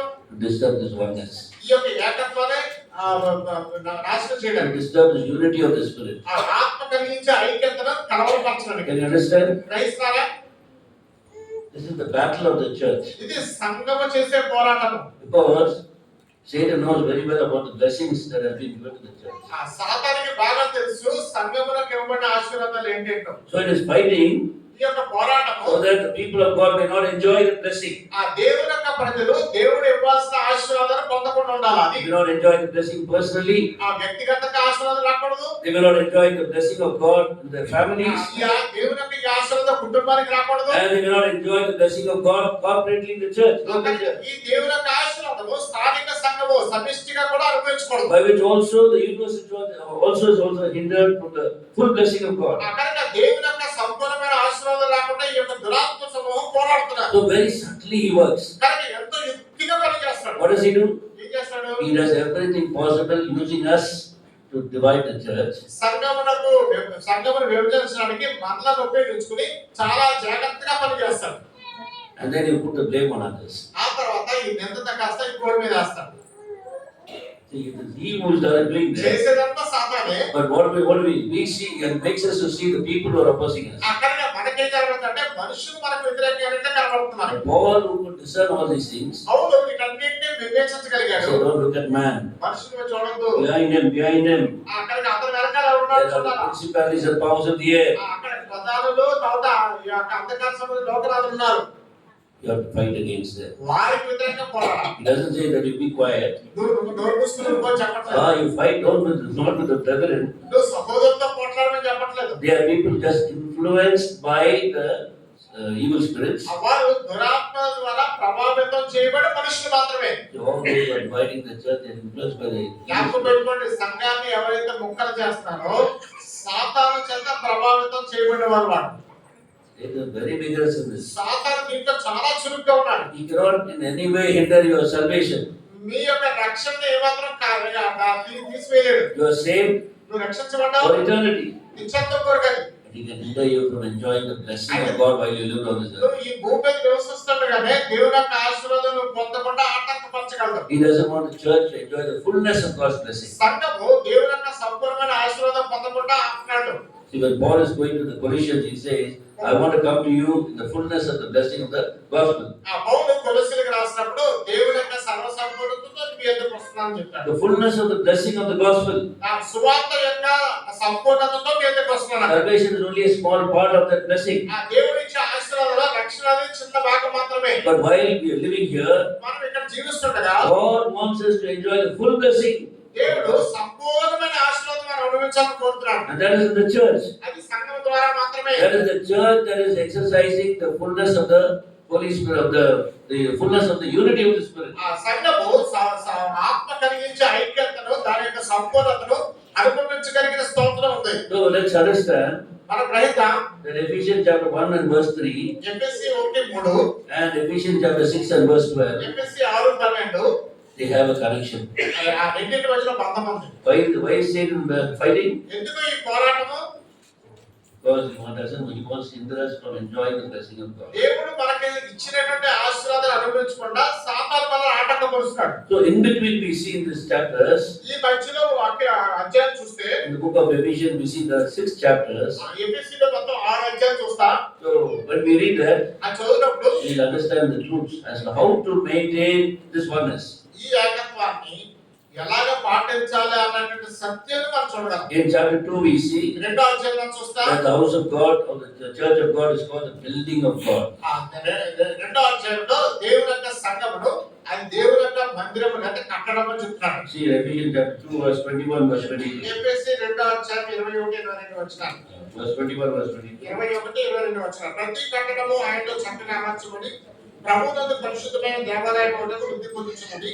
ఆయనలో మీరు కూడా ఆత్మ మూలంగా దేవునికి నివాసస్థలం అంటే కట్టబడుచున్నారు. So here we see that the word of that the church must be built up as a building of God. ఇక్కడ సంఘము దేవుని యొక్క కట్టడముగా నిర్మించబడాలని చూస్తున్నాం. So that God can come and dwell there. దేవుడు వచ్చి అక్కడ నివసించాలని. God can come and dwell there. దేవుడు వచ్చి నివసించాలని. So that first is the building of God. కనుక మొట్టమొదటిగా దేవుడు కట్టడమని చూస్తాం. And in the building of God, ఈ దేవుని యొక్క కట్టడంలో you must ask the place of Christ there. అక్కడ క్రీస్తుకు ఇవ్వవలసిన ప్రాధాన్యత. What is the place of Christ? క్రీస్తు యొక్క స్థానం ఏంటి? He is the headstone of that building. ఆ మందిరానికి లేదా ఆ కట్టడానికి ఆయన మూలరాయి. He is the cornerstone. ఆయన మూలరాయి. He is the capstone. ఆయన ముఖ్యమైన మూలరాయి. In Zechariah chapter 4 and verse 7 he is called the headstone. అక్కడ జకరియా 4వ అధ్యాయం 7వ వచనం చెప్తాడు అంటాడు, ఆయన తలరాయి అంటాడు. So brother was talking about this building. ఆ సహోదరుడు ఇక్కడ కట్టడం గురించి So మాట్లాడుతున్నాడు. when they began this building, ఈ యొక్క బిల్డింగ్ ప్రారంభించినప్పుడు mason will come and it says that we have to lay the headstone cornerstone. ఆ మేస్త్రి వచ్చి చెప్తాడు, అయ్యా దీనికి ఒక పునాది వేయాలని అంటాడు. And then with the cornerstone, ఆ పునాది రాయి మీద they keep on aligning the other stones. ఆ మిగిలిన రాళ్ళని అమరుస్తారు. So that is how the whole building comes up, very vertically and in a systematic way. ఆ రీతిగా కట్టడం అంతా కూడా ఒక చక్కని రీతిలో ఆయన చక్కగా చూడడానికి చక్కదైన రీతిలో అది అమర్చబడుతుంది. So Christ is the headstone we see, ఇక్కడ క్రీస్తు ఆయన తలరాయిని చూస్తాము. and we have to be aligned with the Lord Jesus Christ. ప్రభువైన యేసు క్రీస్తుకు అనుసంధానంగా మనం ఉండాలి. See, that speaks about fellowship. అది సహవాసం గురించి మాట్లాడుతుంది. So the first stone that is attached to the Lord Jesus Christ కనుక ప్రభువైన యేసు క్రీస్తు కనుపబడిన మొదటి రాయి must become like the Lord Jesus Christ. ప్రభువైన యేసు క్రీస్తు అనే మారాలి. Can you understand? అర్థమవుతుందండి? So what does the mason do? ఆ మేస్త్రి ఏం చేస్తాడు? He takes a second brick, ఆ దాని మీద రెండో ఇటుక పడతాడు. puts it near the thing headstone, కనుక తలరాయి దగ్గర పడతాడు. and he hits the stone. ఈ యొక్క రాయి పడుతుంటాడు. Tap, he hit, టప్పని పడుతుంటాడు. and he'll align it properly with it. కనుక ఈ రాయితో సరి సమానంగా సమాంతరంగా దాన్ని అమలు పరుస్తాడు. That is the fellowship that we have with the Lord Jesus Christ. ప్రభువైన యేసు క్రీస్తుతో మనకు కలిగిన సహవాసం అది. So we must often search whether we have right fellowship with the Lord. తరచుగా మనం పరీక్షించుకోవాల్సింది దేవునితో సరైన సహవాసం కలిగి ఉన్నామా లేదా. And other next stone, దాని తర్వాత next stone దాని is aligned to this first stone. ఈ మొదటి రాయితో సరిగ్గా చూస్తాడు. Later on we see as the building is growing higher and higher, ఆ తర్వాత కట్టడం పైకెత్తి వెళ్ళే కొద్దీ we cannot see the headstone, అక్కడ మూలరాయి అయితే మనకు but we కనబడదు. can see the other stones. మిగిలిన రాళ్ళే కనబడుతుంటాయి. And we can, with all confidence, you can align yourself with the other stone. అక్కడ దృఢ నిశ్చయంతో ఈ మూలరాయి దగ్గర వెళ్ళకుండా మిగిలిన రాళ్ళతో మనం పోల్చవచ్చు చక్కగా. Why? ఎందుకు? Because they are aligned with the headstone. ఎందుకంటే మూలరాయితో తలరాయితో అవి సరి This is సమానంగా ఉన్నాయి. called the fellowship with the house of God. ఇది దేవుని యొక్క పరిశుద్ధుల యొక్క సహవాసము. Now I'll talk about it later, a little bit later. దీని గురించి తక్కువ తర్వాత Now మాట్లాడతాం. when you come to chapter 3 and chapter 4, మూడో అధ్యాయం నాలుగో అధ్యాయం గురించి మాట్లాడినప్పుడు you see in chapter 4 and verse 16. నాలుగో అధ్యాయం 16 వచనంలో Let's read together. కలిసి చూద్దామండి. 15 and 16. ఎఫెసీ 4:15-16 వచనం. ప్రేమ కలిగి సత్యము చెప్పుచు క్రీస్తు వలె ఉండుటకు మనం అన్ని విషయంలో ఎదుగుదము. ఆయన శిరస్సు ఉన్నాడు. ఆయన నుండి సర్వ శరీరము చక్కగా అమర్చబడి తనలో ఉన్న ప్రతి అవయవము తన పరిమాణం చొప్పున పనిచేయుచుండగా ప్రతి కీలు వల్ల కలిగిన బలము చేత అదుగబడి ప్రేమ యందు తన క్షేమాభివృద్ధి కలిగినట్టు శరీరములకు అభివృద్ధి కలుగు చేసుకొనుచున్నది. Now you know the answer, isn't it? మీకు సమాధానం వచ్చింది కదా. What is the church like in here? సంఘం ఇక్కడ ఎలా ఉండింది? Body of Christ. క్రీస్తు యొక్క శరీరముగా. In chapter 1, మొదటి అధ్యాయంలో chapter 2, verse 21, verse 22. రెండో అధ్యాయం 21-22 It's వచనాలు. the building of God ఇది దేవుని యొక్క కట్టడము. with Christ as the headstone, క్రీస్తు తలరాయి. and we need to fellowship properly with Him. మనం ఆయనతో సరైన సహవాసం కలిగి ఉండాలి. When I fellowship properly with Him, ఎప్పుడైతే సహవాసం సరిగా ఉంటుందో I will have proper fellowship with the other brethren also. ఆ మిగిలిన సహోదరులతో సరైన సహవాసం కలిగి ఉంటాం. Understand? అర్థమైందండి? Now when we come to chapter 4, నాలుగో అధ్యాయం దగ్గరికి వస్తే verse 15 speaks about Christ being the head of the body. ఆ క్రీస్తు సంఘములకు తలగా లేదా శిరస్సుగా ఉన్నట్లుగా 15వ వచనం చెప్తుంది. There is the headstone, here is the head. కిందేమో తలరాయి అని చూస్తాము, ఇక్కడ తలగా చూస్తాము. There the church is spoken as the building of God, here the body of Christ. అక్కడేమో సంఘము దేవుని యొక్క కట్టడంగా చూపించబడింది, ఇక్కడేమో సంఘము దేవుని యొక్క శరీరంగా చూపించబడుతుంది. And we are the members of the body of Christ. మనము క్రీస్తు యొక్క శరీరంలో అవయవంగా ఉన్నాం. And what are we supposed to do? మనం ఏం చేయాలి ఇప్పుడు? Functioning in the body of Christ. క్రీస్తు శరీరంలో పనిచేసే వారు ఉండాలి. So that there is growth in the body, శరీరం ఎదుగునట్లు, edification in the body. సంఘములకు క్షేమాభివృద్ధి కలిగినట్లుగా Every member, everybody who is born again has a share in the house of God. కనుక రక్షించబడిన ప్రతి వ్యక్తి కూడా దేవుని యొక్క మందిరంలో ఏదో ఒక పాలు ఉంది.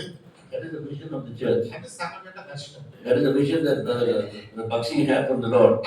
సౌడు భక్తి గారికి దేవుని దగ్గర నుంచి వచ్చిన దర్శనం అది. That everybody has got a share. ప్రతి ఒక్కరికి ఒక పాలు ఉంది. Not the word share. ఆ పాలు అనే మాట గమనించండి. So my eyes have a share and my ears have a share. నా కంటికి ఒక పాలు ఉంది, చెవికి వేరే పాలు ఉంది. But the ear and the eye are different. కానీ కన్ను వేరు, చెవి వేరు. దాని పని My heart has got a share. నాకు గుండెకి ఒక పని ఉంది, My lungs have got a share. నా యొక్క ఊపిరితిత్తులకు ఒక పని ఉంది. But the heart and the lungs are not the same. గుండె వేరు, ఊపిరితిత్తులు వేరు. Understand? గ్రహించినారా? There are even small cells in the body. మన శరీరంలో చిన్న చిన్న కణాలు ఉన్నాయి. It is fulfilling the share. దాని బాగా అది నెరవేరుస్తుంది. They may live only for 1 or 2 days. ఒక రోజు 2 రోజులు ఉంటుందేమో. Fulfilling their share, they die. దాని పాపం వాళ్ళు చేసుకుని చచ్చిపోతారు. And they go away. అవి వెళ్ళిపోతాయి. New cells come there. మరి కొత్త కణాలు వస్తాయి. But they have completed their share. అవి దాని పని నెరవేర్చుకుంటారు. And the body is growing more and more. ఇలాగా శరీరము ఆరోగ్యంగా ఎదుగుతూ ఉంటుంది. Not everybody has the same share. ప్రతి ఒక్కరికి ఒకే భాగం ఉండదు. Everybody wants to stand in the pulpit. ప్రతి ఒక్కరికి పులిపిట్ ఇవ్వగలమా? It's not like that. అలా కాదు. God has got different shares. కనుక దేవునికి భిన్నమైనటువంటి బలాలు ఉన్నాయి. There are many sisters who are more intelligent than the preacher. ఇక్కడ బోధించే బోధకుల కంటే చాలా ప్రతిభావంతులైన సహోదరులు చాలా మంది ఉన్నారు. They can do better sermons than them. వారు ఇంతకంటే ఎక్కువ పరిచయం చేయగలరు కూడా. They've been hearing the word of God. వారు ఇంతవరకు దేవుని వాక్యం వింటా ఉన్నారు. And they can do a better sermon. వారు ఇంకా చక్కని సేవ చేయగలరు. But they are not allowed here. కానీ వాళ్ళు ఇక్కడ అనుమతించబడరే. Because their share is not there. అంటే వారి భాగం ఇక్కడ లేదు. They have ears. వారికి చెవులు ఉన్నాయి. They are ears in the body of Christ. కనుక క్రీస్తు యొక్క శరీరంలో వారు చెవులుగా ఉన్నారు. So they are hearing. వారు వింటున్నారు. That when you hear the word of God, you are doing your share. కనుక దేవుని వాక్యం వినడం ద్వారా మీకు భాగం తీసుకుంటారు. When you hear the word of God and do it, you are fulfilling the share. దేవుని యొక్క వాక్యాన్ని విని దాన్ని చేస్తే దేవుని యొక్క భాగం So నెరవేరుస్తారు. it speaks about the functioning of the body of Christ. కనుక ఇక్కడ క్రీస్తు శరీరం యొక్క పనితీరును చూస్తున్నాడు. That is what the church has to do. అదే సంఘం చేయాల్సి. The church is the body. సంఘం ఆయన శరీరము. Christ is the head. క్రీస్తు శిరస్సు. And we are called to function for the growth of the body. కనుక ఇవన్నీ కూడా శరీరం యొక్క ఎదుగుదల వరకు పనిచేస్తాయి. Paul is writing in Ephesians పౌలు ఎఫెసీయులకు రాస్తున్నాడు. chapter 4 and verse 15 and 16. 4వ అధ్యాయం 15-16 వచనాలు. This truth about the church. This truth about the church. కనుక సంఘం యొక్క ఈ సత్యము. And why are they functioning? ఎందుకు పనిచేస్తారు ఇలాగా? So that oneness they may grow. ఏకత్వంలో ఎదుగునట్లుగా. Suppose the giant gets angry. కోపంతో ఉన్నటువంటి This hand. ఈ యొక్క చేతితో This hand is getting angry with this hand. ఈ యొక్క చేతికి ఈ చేతి మీద కోపం వచ్చింది. Goes and buys a big knife ఒక మంచి కత్తి తీసుకొచ్చి and comes and cuts off his hand. బాగా నూరి ఈ చేతి నరికేసి అనుకోండి. That's what is happening in these days. ఈ రోజులో ఖచ్చితంగా జరుగుతుంది అదే. What will we say? ఏం చేస్తాం? There's a man in Mark chapter 5. Mark సువార్త 5వ అధ్యాయంలో Very sharp stones. అక్కడ వాడి రాళ్ళు And తీసుకుంటున్నాడు. he's carrying his own body. తన శరీరాన్ని తానే కోసుకుంటున్నాడు. And he's weeping. గట్టిగా అరుస్తున్నాడు మళ్ళా. Crying and screaming. గట్టిగా కేకలు వేస్తున్నాడు. What do we call such people? కనుక ఇప్పుడు అదే చూసేవాడు Mad fellow. పిచ్చోడు అంటారు. Mad fellow. సో పిచ్చోడు ఇతను. All those who are tearing the body of Christ and wounding the body of Christ and wounding others, trying to wound the other child of God, are all actually mentally gone. కనుక ఎవరైతే క్రీస్తు శరీరాన్ని విభజిస్తున్నారో, క్రీస్తు శరీరానికి హాని కలిగిస్తున్నారో, గాయపరుస్తున్నారో, ఇలాంటి వాళ్ళందరూ కూడా పిచ్చోడే. Why did the young man do that? ఎందుకు ఆయన వ్యవస్థలు చేశాడు? Because he was influenced by demonic spirits. ఎందుకంటే ఈయన దురాత్మ ద్వారా ప్రభావితం చేయబడ్డాడు. So the demonic spirits, ఎప్పుడైతే దురాత్మలు when it influences a person, ఒక వ్యక్తిని ప్రభావితం చేసినప్పుడు it will influence a person to bring damage to the house of God. ఆ యొక్క వ్యక్తిని దేవుని యొక్క ఇంటికి నాశనం కలిగించేలా చేస్తారు. Damage to the body of Christ. దేవుని యొక్క క్రీస్తు యొక్క శరీరానికి హాని కలిగించేలా. Instead of functioning for the growth of the body, అది శరీరము అభివృద్ధి పొందడానికి దోహదపడడానికి బదులుగా when you allow demonic spirits to take control of us, కనుక ఈ దురాత్మల మనలో వాడి నియంత్రణలో తీసుకొని you will be tearing the body of Christ. క్రీస్తు యొక్క శరీరాన్ని చీల్చేస్తారు. You must not allow it. అనుమతించట్లేదు. By prayer. ప్రార్థన ద్వారా. See, that is why Paul is saying in Ephesians chapter 6. ఎఫెసీ 6వ అధ్యాయంలో పౌలు చెప్తున్నాడు అనుకోండి. He's saying, of course, you wear the full armor. మీరు సంపూర్ణ సర్వాంగ కవచాలు ధరించుకోండి. That is for your own defense. అది వరకే మీరు స్వతంత్ర నియంత్రణ.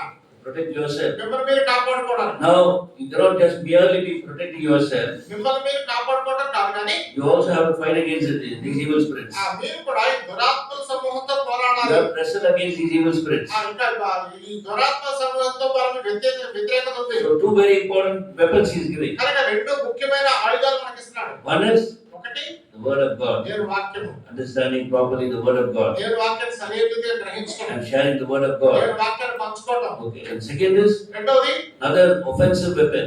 కనుక ఇంకోటి ఎదిరించేటట్టు ఆయుధం. One offensive weapon is the word of God. ఒక ఆయుధమేమో దేవుని వాక్యము. When Satan sees us using the word, this word of God properly, దేవుని యొక్క వాక్యాన్ని సరైనదిగా ఉపయోగిస్తే trembles. సాతాను వణికిపోతాడు. Oh, he's getting wounded. అతనికి గాయపరుస్తాడు. And secondly, రెండవది prayer and supplication. ప్రార్థన విజ్ఞాపన. Paul is writing పౌలు రాస్తాడు ఇక్కడ in verse 18, 18వ వచనంలో praying always with all prayer and supplication. ఆత్మ వల్ల ప్రతి సమయమందులో ప్రతి విధమైన ప్రార్థన విజ్ఞాపన చేయొచ్చు. So that is an offensive. అది మన ఎదుర్కొనే పద్ధతి. Why does he write prayer and supplication? ఎందుకు ప్రార్థన విజ్ఞాపన రెండు రాస్తున్నాడు? Prayer is first of all for yourself. ప్రార్థన అనేది నీ కొరకు చేసుకునేది. Lord, prepare me ప్రభువా నన్ను సిద్ధపరచు. to become an offensive weapon for Satan. సాతాన్ని ఎదిరించే శక్తిగా మార్చుతాను. You don't pray for yourself, don't pray for others. నీ కొరకు నువ్వు ప్రార్థన చేసుకోకుండా ఇతరుల కొరకు ప్రార్థన You చేయాలి. first get prepared. మొట్టమొదటి నీవు సిద్ధపాటు కలిగి ఉండాలి. You put on the full armor నువ్వు సమర్పణ కవచం and you pray for ధరించుకోవాలి. yourself. నీ కొరకు నువ్వు ప్రార్థన Lord, చేసుకోవాలి. protect me. ప్రభువా నన్ను Lord, I'm going to fight against Satan. సాతాను విధంగా పోరాడినట్లుగా I'm going to fight against principalities, powers of the air. కనుక ఆయన అంధకార సంబంధమైన లోకాలతో ప్రధానంతో పోరాడినట్లుగా And then you pray for the entire church application. ఆ తర్వాత సంఘమంతటి యొక్క దాని కొరకు విజ్ఞాపన చేయాలి. So this is very important. ఇది చాలా ముఖ్యమైనది. You pray for yourself మీ కొరకు ప్రార్థన చేసుకోవాలి. and then you pray for the fellow brethren తోటి సహోదరుల కొరకు ప్రార్థన and you చేయాలి. constantly pray for them, ఆ తర్వాత ఎడతెక్క వారి గురించి ప్రార్థన చేయాలి. and you will see the victory in the church. అప్పుడు సంఘములో విజయం చూస్తాం. What is the victory? ఏమిటా విజయం? The church is kept one సంఘం ఒకటిగా చేయబడింది. and the church is enjoying all the blessings of God. సంఘము దేవుని యొక్క ఆశీర్వాదాలన్నీ పొందగలుగుతుంది. The church will function as the building of God. సంఘము దేవుని యొక్క కట్టడంగా పనిచేస్తుంది. It will grow as the building of God, దేవుని యొక్క కట్టడంగా అభివృద్ధి as చెందుతుంది. a holy temple of God, దేవుని యొక్క పరిశుద్ధ దేవాలయం, as God's dwelling place. దేవుని యొక్క నివాస స్థలం. God will enjoy to come and be in our midst. ఆ దేవుడు వచ్చి మన మధ్యలో ఉంటాడు.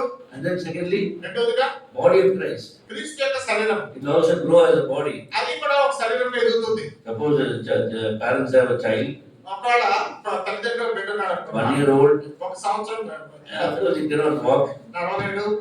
then after 2 years, 2 సంవత్సరాల తర్వాత still not getting up, ఇంకా లేయట్లేదు, still not walking. ఇంకా నడవలేకపోతున్నాడు. Parents are afraid. ఇప్పుడు తల్లిదండ్రులకు భయం వస్తుంది. My child is not walking. నాకు నడవట్లేదు ఇంకా. Then after 5 years, 5 సంవత్సరాలు again, papa, so not talking also. పప్పు అంటున్నాడు కానీ నడవలేకపోతున్నాడు. They are very afraid that something will నిజంగా భయపడుకోరు. ఏదో అయింది ఈ బిడ్డకి. Then 10 years old, 10 సంవత్సరాలు this is like about 5 years old child. 5 సంవత్సరాల బిడ్డ వలెనే ఉన్నాడు ఇంకా. 15 years old, 15 సంవత్సరాలు again like 5 years old ఇంకా 5 child. Not, సంవత్సరాల బిడ్డ వలె ఉన్నాడు. not growing in height also. అసలు ఎత్తు కూడా ఎదగట్లేదు. Parents are really concerned. కనుక తల్లిదండ్రులకు ఆందోళన. Take it to the doctor. Doctor దగ్గర తీసుకెళ్తారు. The child is not growing. ఆయన బిడ్డ ఎదగట్లేదండి. Isn't it? అవునా They are కదా? really concerned at that. నిజంగా చింత కలిగిన వాడైతే. So we must be concerned when the church is not growing. సంఘము ఎదగకపోతే నిజాయితీతో కూడినటువంటి ఆందోళన మనకు కూడా ఉండాలి, చింత ఉండాలి. We must be concerned when the church is not growing in spiritual unity. కనుక సంఘము ఆత్మీయ ఐక్యతలో ఎదగట్లేదన్న చింత మనకు రావాలి. When we must be concerned when there is no blessing in the church. మనకి చింత ఇంకోటి ఏంటంటే దేవుని యొక్క మందిరంలో సంఘంలో ఆశీర్వాదం లేదని చింత రావాలి. Only when there is blessing, others will be attracted. ఎప్పుడైతే దేవుని యొక్క సంఘంలో ఆశీర్వాదం ఉందో ఇతరులు ఆకర్షించబడతారు. Go to the church. ఈ సంఘానికి వెళ్తే The people there, the servant of God plays there. అక్కడ ఉన్న ప్రజలు, అక్కడ ఉన్న దేవుని సేవ ప్రార్థన చేస్తాడు. We are healed. మాకు స్వస్థత వస్తుంది. We are blessed. మాకు ఆశీర్వాదం Our వస్తుంది. needs are being met. మా యొక్క అక్కలు So తీర్చబడతాయి. the blessing of God will cover all those needs also. కనుక దేవుని యొక్క ఆశీర్వాదం వీటన్నిటిని కూడా కప్పుతుంది. And the church of God, దేవుని యొక్క సంఘము not only the body of building of God, దేవుని is not only the building of God, యొక్క కట్టడం మాత్రమే కాదు, అది it's not only the body of Christ, క్రీస్తు యొక్క శరీరం మాత్రమే కాదు, it's also the bride of Christ. Bride of అది Christ. సంఘం యొక్క ఆ యొక్క వధువు కూడా. It's the bride of Christ. క్రీస్తు యొక్క వధువు. So you know what is bride. వధువు అంటే తెలుసు కదా మీకు. So the bride will have a పెళ్లి husband. కుమార్తె. See, the Jewish custom, యూదా పద్ధతిలో ఆచారంలో when you take Mary and Joseph, మరియని యోసేపుని తీసుకుంటే they had a legal marriage. వారికి చట్టపరమైన వివాహం అయిపోయింది. Understand? అర్థమవుతుంది మీకు? Before, that is called betrothal. దాన్ని పెట్టదు లేదా మనము మాట్లాడతారా ప్రధానం. So what happens is, ఏమవుతుంది? they're legally brought together, దానికి చట్టపరంగా దగ్గరికి తీసుకుంటామంటారు but not biologically brought together. కానీ శరీర సంబంధంగా దీని దగ్గరికి తీసుకొని రావాలా. Understand? అర్థమవుతుందా? So they're legally bound. కానీ చట్టపరంగా ఒకటే. Mary will be the wife of this person, husband, Joseph. కనుక ఈ యొక్క యోసేపుకు ఆమె భార్య. From that time onward, Joseph will call Mary his wife. కనుక అక్కడి నుంచి యోసేపు మరియను తన భార్యనే పిలుస్తాడు. Our betrothal is a little different. కనుక మనం చేసే ప్రధానం వేరుగా ఉంటుంది. Only after marriage only we say she is my wife or he is my వివాహం husband. అయిపోయిన తర్వాతే భర్త భార్య అని ప్రకటిస్తారు. But the Jews did not do that. అయితే యూదులు అలా చేయరు. The Jews said, యూదులు ఎలాగంటే he is my husband. ఆయన నా భర్త, Joseph is my husband. యోసేపు నా భర్త, I'm his wife. నేను ఆయన భార్యను. And Joseph also considered Mary as his wife. యోసేపు కూడా మరియను తన భార్యగానే స్వీకరించాడు. But they are not brought together biologically. ఇంకా శరీర సంబంధంగా ఏకం కాలేదు ఇంకా. That will take some more time. అది ఇంకా కొంత సమయం పడుతుంది. And that same Jewish custom is now being exercised in the church also. కనుక ఇదే యూద సంప్రదాయము సంఘములో కూడా That is తీసుకురాబడింది. why in certain places we see that Christ is the husband అందువల్ల కొన్ని చోట్ల క్రీస్తును ఆయన వరుడుగా చూస్తారు. and the church is the wife of Christ, as we see in Revelation.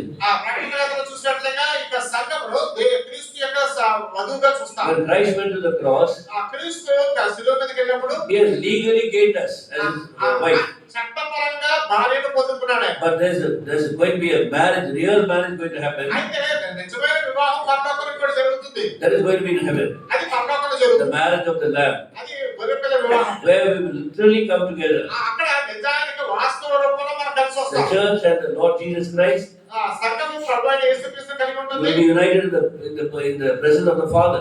తండ్రి యొక్క సమక్షంలో ఏకం చేయబడతాం. So here we see, ఇక్కడ మనం చూస్తాం as we come to the bride of Christ in chapter 5, Ephesians chapter 5, ఎఫెసీ 5వ అధ్యాయంలో సంఘములో క్రీస్తు యొక్క పెళ్లి కుమార్తెగా చూస్తున్నాం. what do we see? ఏం చూస్తున్నాం? We see that Christ is the husband of the church. కనుక క్రీస్తు సంఘమునకు భర్తగా చూస్తున్నాం. So what does the Bible say? ఇప్పుడు భార్య ఏం చెప్పాలి? Husbands, love your wife. భర్తలారా భార్యను ప్రేమించండి. Husbands, love your wife. భర్తలారా భార్యను ప్రేమించండి. Even as Christ loved the church. క్రీస్తు సంఘమును ప్రేమించినట్లు. So there we see Christ is called the husband. కనుక క్రీస్తుని అక్కడ భవిష్యత్తులో భర్తగా చూస్తాం. So in the husband-wife relationship, ఇక్కడ భార్య భర్తల బంధంలో how are they bound together? ఎలా ఇద్దరు జత చేయబడతారు? By saying, I love you, I love you. కనుక నేను ప్రేమిస్తాను, నేను ప్రేమిస్తాను, అంతేనా? Is it? అంతేనా? Yes, that's necessary. అది కూడా అవసరమే. They're bound by love only. వారు ప్రేమ ద్వారా బంధం But తీసుకుంటారు. how is that love being expressed? అయితే ఈ యొక్క ప్రేమ బంధం ఎలా వ్యక్తపరచబడుతుంది? There was a man, ఒక పురుషుడు యవనస్తుడు he took his wife, భార్యను తీసుకున్నాడు. and one day he went to the bank. ఒకసారి బ్యాంక్ వెళ్ళాడు. A lot of money he showed. చాలా డబ్బు చూపించాడు. And all that, he said, is all written in your account only. ఇదంతా నీ పేరునే రాశానని చెప్పాడు. All in your name. అంతా నీ పేరునే రాశాడు. He was amazed. ఆమె ఆశ్చర్యపోయింది. So many crores of rupees for my name. ఇన్ని కోట్ల రూపాయలు నా పేరునా? Oh, you really love me? నిజంగా నన్ను ప్రేమిస్తున్నాడు. Yes, he said, I love you so much. That's why you given us ఆయన all. నిన్ను ఎంతగానో ప్రేమించాడు. అందుకని ఇదంతా నీ పేరు రాశాను. Then he took her to the car showroom. తర్వాత కార్ షోరూమ్ కి వెళ్ళాడు. A big Mercedes was there. పెద్ద మెర్సిడీస్ ఉంది. And he bought the car and gave the keys to her. అక్కడికి ఆ కారు కొన్నాడు. ఆ కీస్ ఆమె చేతిలో పెట్టాడు. This is the car ఈ belongs to you. కార్ నీదేనమ్మా అన్నాడు. And then she said, ఆ తర్వాత ఆమె "Your lovely husband, you love me so much. నన్ను ఎంత ప్రేమించే భర్త దొరికా, ఎంత ప్రేమిస్తావు నన్ను? Wait, I'll show you something more." అబ్బే ఇంతే కాదు, ఇంకా నీకు చూపిస్తా చూడు. He went, took her to a built house. ఒక పెద్ద ఇల్లు నిర్మాణం Newly built అయితే house. కొత్త ఇల్లు అది. Very big house. చాలా పెద్ద ఇల్లు అది. And he said, this house also belongs to you. ఈ ఇల్లు కూడా నీదేనమ్మా అన్నాడు. Look at this, look at all the deed. అక్కడికి ఈ యొక్క విక్రయ పత్రం చూడు. Written in your name. నీ పేరు మీద రాశాను. Oh, she was so excited. ఆమె ఎంతగా ఆశ్చర్యపడిపోయిందో. Nobody like you. నీ వంటి వాడు ఎవరు లేడు. No person is enjoying like that. No person has got a husband like you. ప్రపంచంలో ఎవరు కూడా నీ వంటి భర్త దొరకడు ఇక. I love you so much. ఎంతో ప్రేమిస్తాను. Because you love me so much. ఎందుకంటే నువ్వు కూడా నన్ను ఎంతగా ప్రేమించావు. And he said, అప్పుడు అన్నాడు, only one thing. ఒకటేనమ్మా, You must agree. నువ్వు ఒప్పుకోవాలి మరి. The neighbor house, there's a woman. పక్క ఇంట్లో ఒక ఆమె ఉంది. I love her also. ఆమె కూడా So ప్రేమిస్తున్నాను. if you permit, I can have her affair. If you permit, I can have her affair with her. ఆఖరిగా నువ్వు అనుమతిస్తే ఆమెతో కూడా జ్ఞాపకం పెట్టుకుంటాను కదా. What will she say? ఏం చెప్తుంది ఇప్పుడు చెప్పండి. Get out. వెళ్ళిపో బయటికి. Who cares about your business? Who cares about the car? నువ్వు నాకు ఇచ్చిన కార్ నాకు అక్కర్లేదు. Who cares about the house? నువ్వు నాకు ఇచ్చిన ఇల్లు నాకు Who అక్కర్లేదు. cares about the bank account? ఆ బ్యాంక్ అకౌంట్ లో You కోట్లు give it all for yourself. ఇవన్నీ నువ్వే ఎంచుకో. I want you only. నాకు నువ్వు కావాలి తప్ప. Isn't it? So this love is expressed in faithfulness. కనుక ఈ యొక్క ప్రేమ నమ్మకత్వం ద్వారా వ్యక్తపరచాలి. Faithfulness. నమ్మకత్వం ద్వారా. What is God expecting? దేవుడు ఏం కోరుతున్నాడు? Faithfulness from the church. సంఘం నుంచి నమ్మకత్వాన్ని కోరుతున్నాడు. Normally women are very faithful to the men. కనుక ఎంతమంది స్త్రీలు పురుషులకు నమ్మకత్వంతో ఉన్నారు? They are faithful to their husbands. They are very faithful to their వారు husbands. భర్తలకి చాలా విధేయతగా ఉన్నారు. At least in our country. మన దేశంలోనే చూస్తాం అది. It's only husbands who are always unfaithful. సాధారణంగా భర్తలే భార్యల మీద నమ్మకంగా ఉండరు. Isn't it? అవునా కదా? Look at them smiling. They take the mobile phone. మొబైల్తో చూడండి, Secretly they'll be watching something. రహస్యంగా ఏదో చూస్తా ఉంటారు. There's a wife at home, ఇంట్లో భార్య ఉంటది, but there is something else also there in the mobile. వాళ్ళ మొబైల్లో కూడా ఏవో ఉంటాయి. So they're secretly watching that, enjoying that. రహస్యంగా ఏదో చూస్తుంటారు, ఆనందిస్తుంటారు. So that's all a part of unfaithfulness. ఇది అపనమ్మకత్వం యొక్క భాగం అది. Understand? అర్థమవుతుందండి? So we see here ఇక్కడ it's చూస్తున్నాం totally different in the spiritual realm. ఇంకా ఆత్మీయ జీవితంలో అది వేరుగా ఉంది. Our Lord Jesus, the husband, is 100% faithful. ప్రభువైన యేసుక్రీస్తు లేదా భర్త 100% నమ్మకత్వంతో ఉన్నాడు. Faithful as He who has called you, అక్కడికి నమ్మకత్వంతో నిన్ను పిలిచాడు ఆయన. He will do it. ఆయన దాన్ని చేస్తాడు. 1 Thessalonians chapter 5 verse 12. మొదటి దశలోనికి 5:12 1 Corinthians chapter 1 verse 9. 1 కొరింథీ 1:9 God is faithful who has called you to the fellowship of His Son Jesus Christ. తన కుమారుడైన యేసుక్రీస్తు సహవాసం పిలిచిన దేవుడు నమ్మదగినవాడు. 1 John chapter 1 and verse 7. 1:9. యోహాను 1:7 He is faithful to forgive you. ఆయన నమ్మకమైన వాడు కనుక నిన్ను క్షమిస్తాడు. Again and again we see the faithfulness of తిరిగి God. తిరిగి దేవుని యొక్క నమ్మకత్వాన్ని చూస్తానే ఉంటాం. Jeremiah writes in the Lamentation, great is thy faithfulness. కనుక ఇర్మియా విమర్శవాక్యం రాస్తున్నాడు, నీ యొక్క విశ్వాసత గొప్పది అంటాడు. The husband is always faithful. కనుక భర్త ఇక్కడ ఎప్పుడు నమ్మదగిన వాడే. No doubt about his faithfulness. లేనే లేదు, అసలు లేశమాత్రమైన. But the doubt is about the faithfulness of the church. ఇప్పుడు సందేహం ఏంటంటే సంఘం యొక్క నమ్మకత్వమే సందేహం. The bride of Christ. క్రీస్తు యొక్క పెళ్లి కుమార్తె. When James is writing in his epistle, యాకోబు తన పత్రిక రాసినప్పుడు he says, adulterers, వ్యభిచారులారా, adulteresses, వ్యభిచారులారా అంటాడు. don't you know మీకు తెలీదా? that the love of the world is enmity against God? లోకముతో స్నేహము దేవునితో వైరమని మీరు ఎరగరా? Church సంఘము says that they love the Lord Jesus Christ. కాబట్టి యేసుక్రీస్తు ప్రేమిస్తున్నానని చెప్తుంది. They also say అలాగే కాబట్టి a కూడా little bit love for this world also. కొంచెం లోకం కొరకు ప్రేమ ఉండాలి కదా. Little love for the world. కొంచెం ప్రేమ లోకం కొరకు. Will the wife allow that? భార్య అనుమతిస్తుందా దాన్ని? If the husband says like that, ఆ భర్త అలా చెప్తే little only, కొంచెమే little time for the woman. ఆ స్త్రీ కొరకు కొంచెం సమయం కేటాయిస్తాను. Will not allow. Even one day will not allow. ఒక్క రోజు కూడా అనుమతించండి. And then when John is writing in his Apostle John is writing in his epistle, 1 John chapter 2 verse 15 verse 16. మొదటి యోహాను 2:15-16 అపోస్తలుడు యోహాను పత్రిక రాసినప్పుడు He says, love not the world, లోకంలో వాడు ప్రేమించండి. neither the things of the world. లోకంలో వాటిని ప్రేమించొద్దు. He that loveth the world లోకాన్ని ప్రేమించువాడు is at enmity with God. దేవునితో శత్రువు. The lust of the eyes, శరీరాశ, the lust of the flesh, నేత్రాశ, the pride of life. All these are ఇవన్నీ లోక all సంబంధమైనవి. these of the world. ఇవన్నీ లోక సంబంధమైనవి. And the very man loves these things. ఎవరిలో వీటిని ప్రేమిస్తే He is unfaithful to the Lord. దేవునికి అపనమ్మకస్తుడు. He is unfaithful to the husband. అతని యొక్క భర్తకు అపనమ్మకస్తుడు. But purchased him with his own precious blood. ఆయన తన అమూల్యమైన రక్తంతో కొనినాడు.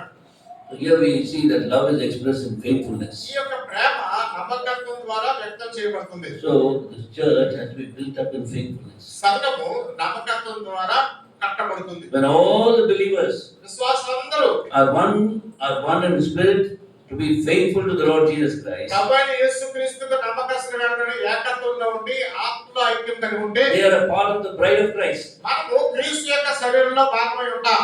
They are a part of the bride of Christ, not the unfaithful believers. అపనమ్మకస్తులైన విశ్వాసులు కాదు, మీరు మాత్రమే క్రీస్తు యొక్క సంఘములో అయితే ఆ యొక్క పెళ్లి కుమార్తెలో భాగమై ఉంటారు. When the Lord is coming, ప్రభు వచ్చినప్పుడు He will come suddenly. అకస్మాత్తుగా వస్తాడు ఆయన. There will be many believers చాలా మంది విశ్వాసులు ఉంటారు who are unfaithful to the Lord. ప్రభువుకి అపనమ్మకస్తులుగా ఉండేవారు. They will be loving the world. వారు లోకాన్ని కూడా ప్రేమిస్తారు. They will be sleeping in the lap of this world. లోకం Like యొక్క Samson was lying in the lap of Delilah. సంసోను దెలీలా కొండ మీద పడుకున్నట్టుగా ఈ యొక్క విశ్వాసులు లోకం యొక్క కొండ మీద పడుకుంటారు. They will not be able to come. They will not be raptured. Even one of the important doctrines of the Baksin is. బక్సింగ్ గారి యొక్క సిద్ధాంతంలో ఒక ప్రాముఖ్యమైనది ఏంటంటే He says only overcomers will be raptured. ఆయన చెప్పిన మాట ఏంటంటే జయవంతులు మాత్రమే ఎత్తబడతారు. Somebody asked him ఎవరు అడిగారు? whether the Baptists are saying Baptist సంఘాలు చెప్తారు all believers, irrespective of their condition, they will all be raptured. అక్కడికి ఎవరెవరు ఏ స్థితిలో ఉన్నప్పటికీ విశ్వాసులందరూ కూడా ఎత్తబడతారు. Even the brethren are preaching that. అక్కడికి బ్రదర్లు వాళ్ళు కూడా అదే చెప్తున్నారు. What do you say? మీరేం చెప్తారు? Say no. కాదని చెప్పండి. The only overcomers will be raptured. విజయవంతులు జయవంతులు మాత్రమే ఎత్తబడతారు. So he is coming only for overcomers. కాబట్టి కేవలం జయవంతుల కొరకే వస్తున్నాడు ఆయన. What must they overcome? కానీ దేని నుంచి జయం పొందాలా? Unfaithfulness. అపనమ్మకత్వం నుంచి జయం పొందాలా? Unfaithfulness. అపనమ్మకత్వం. Whatever we are straying away from the Lord and loving the Lord and loving the world. కనుక ప్రభువును ప్రేమిస్తారు, లోకాన్ని కూడా ప్రేమిస్తారు. తప్పిపోతే వాక్యం నుంచి I must be very careful about it. దాని విషయంలో చాలా జాగ్రత్తగా కలిగి ఉండాలి. That's why Paul is saying, అందుకనే పౌలు I చెప్తున్నాడు. want to be part of this first resurrection. కనుక మొదటి పునరుత్థానంలోనే పాలుభాగం పొందాలి. That I may become partaker of this first resurrection. కనుక ఆయన మొదటి పునరుత్థానంలో పాలుభాగం అవ్వాలని. And Apostle John also is writing in Revelation chapter 21. అపోస్తలుడైన యోహాను కూడా Revelation chapter 20. ప్రకటన గ్రంథంలో 20వ అధ్యాయంలో చెప్తాడు. Blessed are those who are partakers of the first resurrection. మొదటి పునరుత్థానంలో పాలు పొందినవాడు ధన్యుడు అని చెప్తాడు. What does it mean? దాని అర్థం ఏంటి? There is a second resurrection. అంటే రెండో పునరుత్థానం ఉందని అర్థం అక్కడ. First resurrection, మొదటి పునరుత్థానం ఎవరికి? those who died in Christ, ఎవరైతే క్రీస్తునందు మృతి పొందారో, those faithful believers, ఎవరైతే నమ్మకమైన విశ్వాసులు who ఉన్నారో, will be raised up to meet the Lord in the air. వాళ్ళు ఎత్తబడి ప్రభువుతో పాటు ఉంటారు. And among the living believers, ఆ సజీవమైనటువంటి విశ్వాసులు there are both the faithful and the unfaithful. వారు ఎవరైతే నమ్మకం ఉన్నారో, ఎవరైతే అపనమ్మకం ఉన్నారో, The faithful believers will be raptured. వారిలో నమ్మకంగా ఉండే విశ్వాసులు ఎత్తబడతారు. The unfaithful believers will be left behind to the mercy of Antichrist. కనుక అపనమ్మకంగా ఉన్నటువంటి విశ్వాసులు విడిచిపెట్టబడతారు. అంత్యక్రీస్తు మీద వారి మీద ప్రభావం ఉంటుంది. That is why we see in Revelation chapter 2 and chapter 3. అందువల్లనే ప్రకటన గ్రంథం 2వ అధ్యాయం 3వ అధ్యాయం మనం చూస్తాం. God is speaking to the seven churches. ప్రభు 7 సంఘాలతో మాట్లాడుతున్నాడు. Overcome, he says. జయించువాడు అని చెప్తున్నాడు ఇక్కడ. He is not speaking about very, very doctrines. కనుక పెద్ద పెద్ద సిద్ధాంతాల గురించి చెప్పట్లేదు He is కదా. speaking about you overcome. కేవలం జయించే జీవితం గురించి చెప్తున్నాడు. Be an overcomer. కనుక జయించేవాడా. And in 4th chapter, there is no mentioning of the church. 4వ అధ్యాయంలో సంఘం అనే మాట లేదు అక్కడ. From 4th chapter onwards to the end. 4 నుంచి చివరి వరకు 22వ The church అధ్యాయం. will be raptured in 4th chapter. కనుక 4వ అధ్యాయంలో సంఘం ఎత్తబడింది. Before that, దానికి ముందు what is the cry of the Lord? దేవుని యొక్క మొరేంటి? Overcome. జయించు. Understand? అర్థమవుతుందా? So this is what Paul is also writing here. పౌలు ఇదే రాస్తున్నాడు ఇక్కడ. Overcome. జయించు. See, when faithfulness is there between the husband and wife, భార్య భర్తల మధ్యలో ఒకరి యందు ఒకరికి నమ్మకత్వం ఉంటే they kept together. వారు కలిసి ఉంటారు. They one. వారు ఒక్కటే అవుతారు. They one flesh. ఒకే శరీరం అవుతారు. They one body. ఒకే శరీరం అవుతారు. When unfaithfulness seeps in, ఎప్పుడైతే అపనమ్మకత్వం లోపల వస్తుందో they divide. వారు వేరైపోతారు. This is that. అంతే కదా. That is why God is more interested in oneness. కనుక దేవుడు ఏకత్వం మీద ఎక్కువ ఆసక్తి చూపిస్తున్నాడు. Faithfulness. నమ్మకత్వం. Faithfulness to the husband. భర్త యొక్క నమ్మకత్వం. Functioning. పనితీరు. That's the body of Christ. అది క్రీస్తు యొక్క శరీరం. Why is the hand functioning? చెయ్యి పనిచేస్తుంది. So that it can help the body, growth of the body. శరీరం యొక్క ఎదుగుదలకు పనిచేయడానికి. In Ephesians chapter 4 we see. ఎఫెసీ 4వ అధ్యాయం చూస్తున్నాం. In verse 16 we read. 16వ వచనం మనం చూస్తున్నాం. Closing with this. దీంతో ముగిస్తున్నాను. From whom the whole body, let's read together please. ఆ మాట కలిసి చదువుకుందామని ఎఫెసీ పత్రిక 4వ అధ్యాయం 16వ వచనం అందరం కలిసి చదువుకుందాం. From whom the whole body. ఆయన శిరస్సున్నాడు. ఆయన నుండి సర్వ శరీరము చక్కగా అమర్చబడి తనలో ఉన్న ప్రతి అవయవము తన పరిమాణం చొప్పున పనిచేయుచుండగా ప్రతి కీలు వల్ల కలిగిన బలము చేత అద్దకబడి ప్రాణులకు తన క్షేమాభివృద్ధి కలుగునట్లు శరీరమునకు అభివృద్ధి కలుగు చేసుకుంటున్నది. So they supply. ఈ యొక్క సరఫరా. What is my work? నా పని ఏంటి? Supply. నేను సరఫరా చేయాలి. Give unto the body. ఆ శరీరానికి ఇవ్వాలి. Not receive. నా మొదటనే చూసుకోకూడదు. You are concerned only about receiving. ఎప్పుడు నేను తీసుకునేవాడిగానే ఉండాలి. You not be able to contribute to the growth of the body. శరీరం ఎదుగుదలకు మేము నీ వంతు చేయట్లేదు. But every part of the body శరీరంలో ప్రతి భాగం కూడా has a desire only to supply. కనుక సరఫరా చేసే ఆశ కలిగి ఉండాలి. Why is the heart pumping? ఎందుకు గుండె పనిచేస్తాను పంపించేస్తే Supply blood for the entire body. శరీరం అంతటికి రక్తం సరఫరా చేస్తుంది. Why is the lung functioning? ఊపిరితిత్తులు ఎందుకు పనిచేస్తాయి? To supply air for the entire శరీరం అంతటికి కావాల్సినటువంటి ఆ యొక్క ప్రాణవాయువు పంపిస్తుంది. Think about your own body. నీ సొంత శరీరాన్ని తీసుకో. Why is this hand living? ఈ చెయ్యి ఎందుకు పనిచేస్తుంది? You cannot help itself. తనంతా తాను ఏం You చేసుకోవాలి? cannot do anything. One mosquito comes and bites here. కనుక ఒక దోమ వచ్చి ఇక్కడ వాడింది అనుకోండి, You cannot do anything for that. ఈ చెయ్యి దానంతా తాను ఏం You చేసుకోలేదు. need the help of this hand. దానికి ఈ చెయ్యి అవసరం కావాలా? And the eyes, help of the eyes also. కనుక కంటి యొక్క సహాయం కావాలా? The eyes fix the target. కనుక కంటి దాని కన్ను దాని And then the brain. తర్వాత నీకు మెదడు. Brain gives an instruction to the left hand. మెదడు ఎడమ చేతి పని చెప్తుంది. Here it is there, near the second finger. ఇదిగో చూడు రెండో ఏడు దగ్గర ఉంది దోమ. Go crush it. వెళ్ళిపోటు. Stop it. Mosquito dies. ఇక్కడికి చచ్చిపోతుంది దోమ. Understand? అర్థమవుతుందా? No member is living for itself. కనుక ఏ అవయవం కూడా తన కొరకే తాను జీవించదు. That is when we supply. అక్కడికి అందుకొరకే మనం సరఫరా చేసే వాళ్ళకి ఉండాలి. So let us understand the body of Christ. There are so many things about it. అక్కడికి అనేకమైన విషయాలు ఉన్నాయి. క్రీస్తు యొక్క శరీరాన్ని గ్రహించడం ప్రయత్నం చేయాలి. But let us understand గ్రహించడం that ప్రయత్నం చేయాలి. oneness is what is expected. కనుక దేవుడు మన నుంచి ఏకత్వాన్ని కోరుతున్నాడు. Unity of the Spirit. ఆత్మ కలిగించే బంధము ఐక్యత. That is why Ephesians chapter 4 verse 1 and 1 to 3. You read it later in your private devotion. కనుక వ్యక్తిగతమైన మౌన ధ్యానంలో ఎఫెసీ పత్రిక 4వ అధ్యాయం 1, 2, 3 వచనాలు చదివి ధ్యానించాలి. We have to yield to that. మనం దానికి లోబడాలి. Lord help me ప్రభువా సహాయం to చేయి. contribute to the spiritual unity of the church, ఆత్మీయమైన సంఘ ఐక్యతకు నేను కృషి చేసినట్టు. not for division. విభజన కొరకు కాదు. May the Lord bless His word. ప్రభు యొక్క వాక్య భాగం మన కొరకు దీవించుగాక.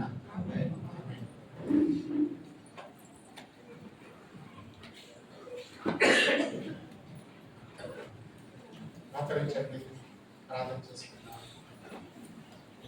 ప్రభు తేటగా తన వాక్యం ద్వారా మాట్లాడారు.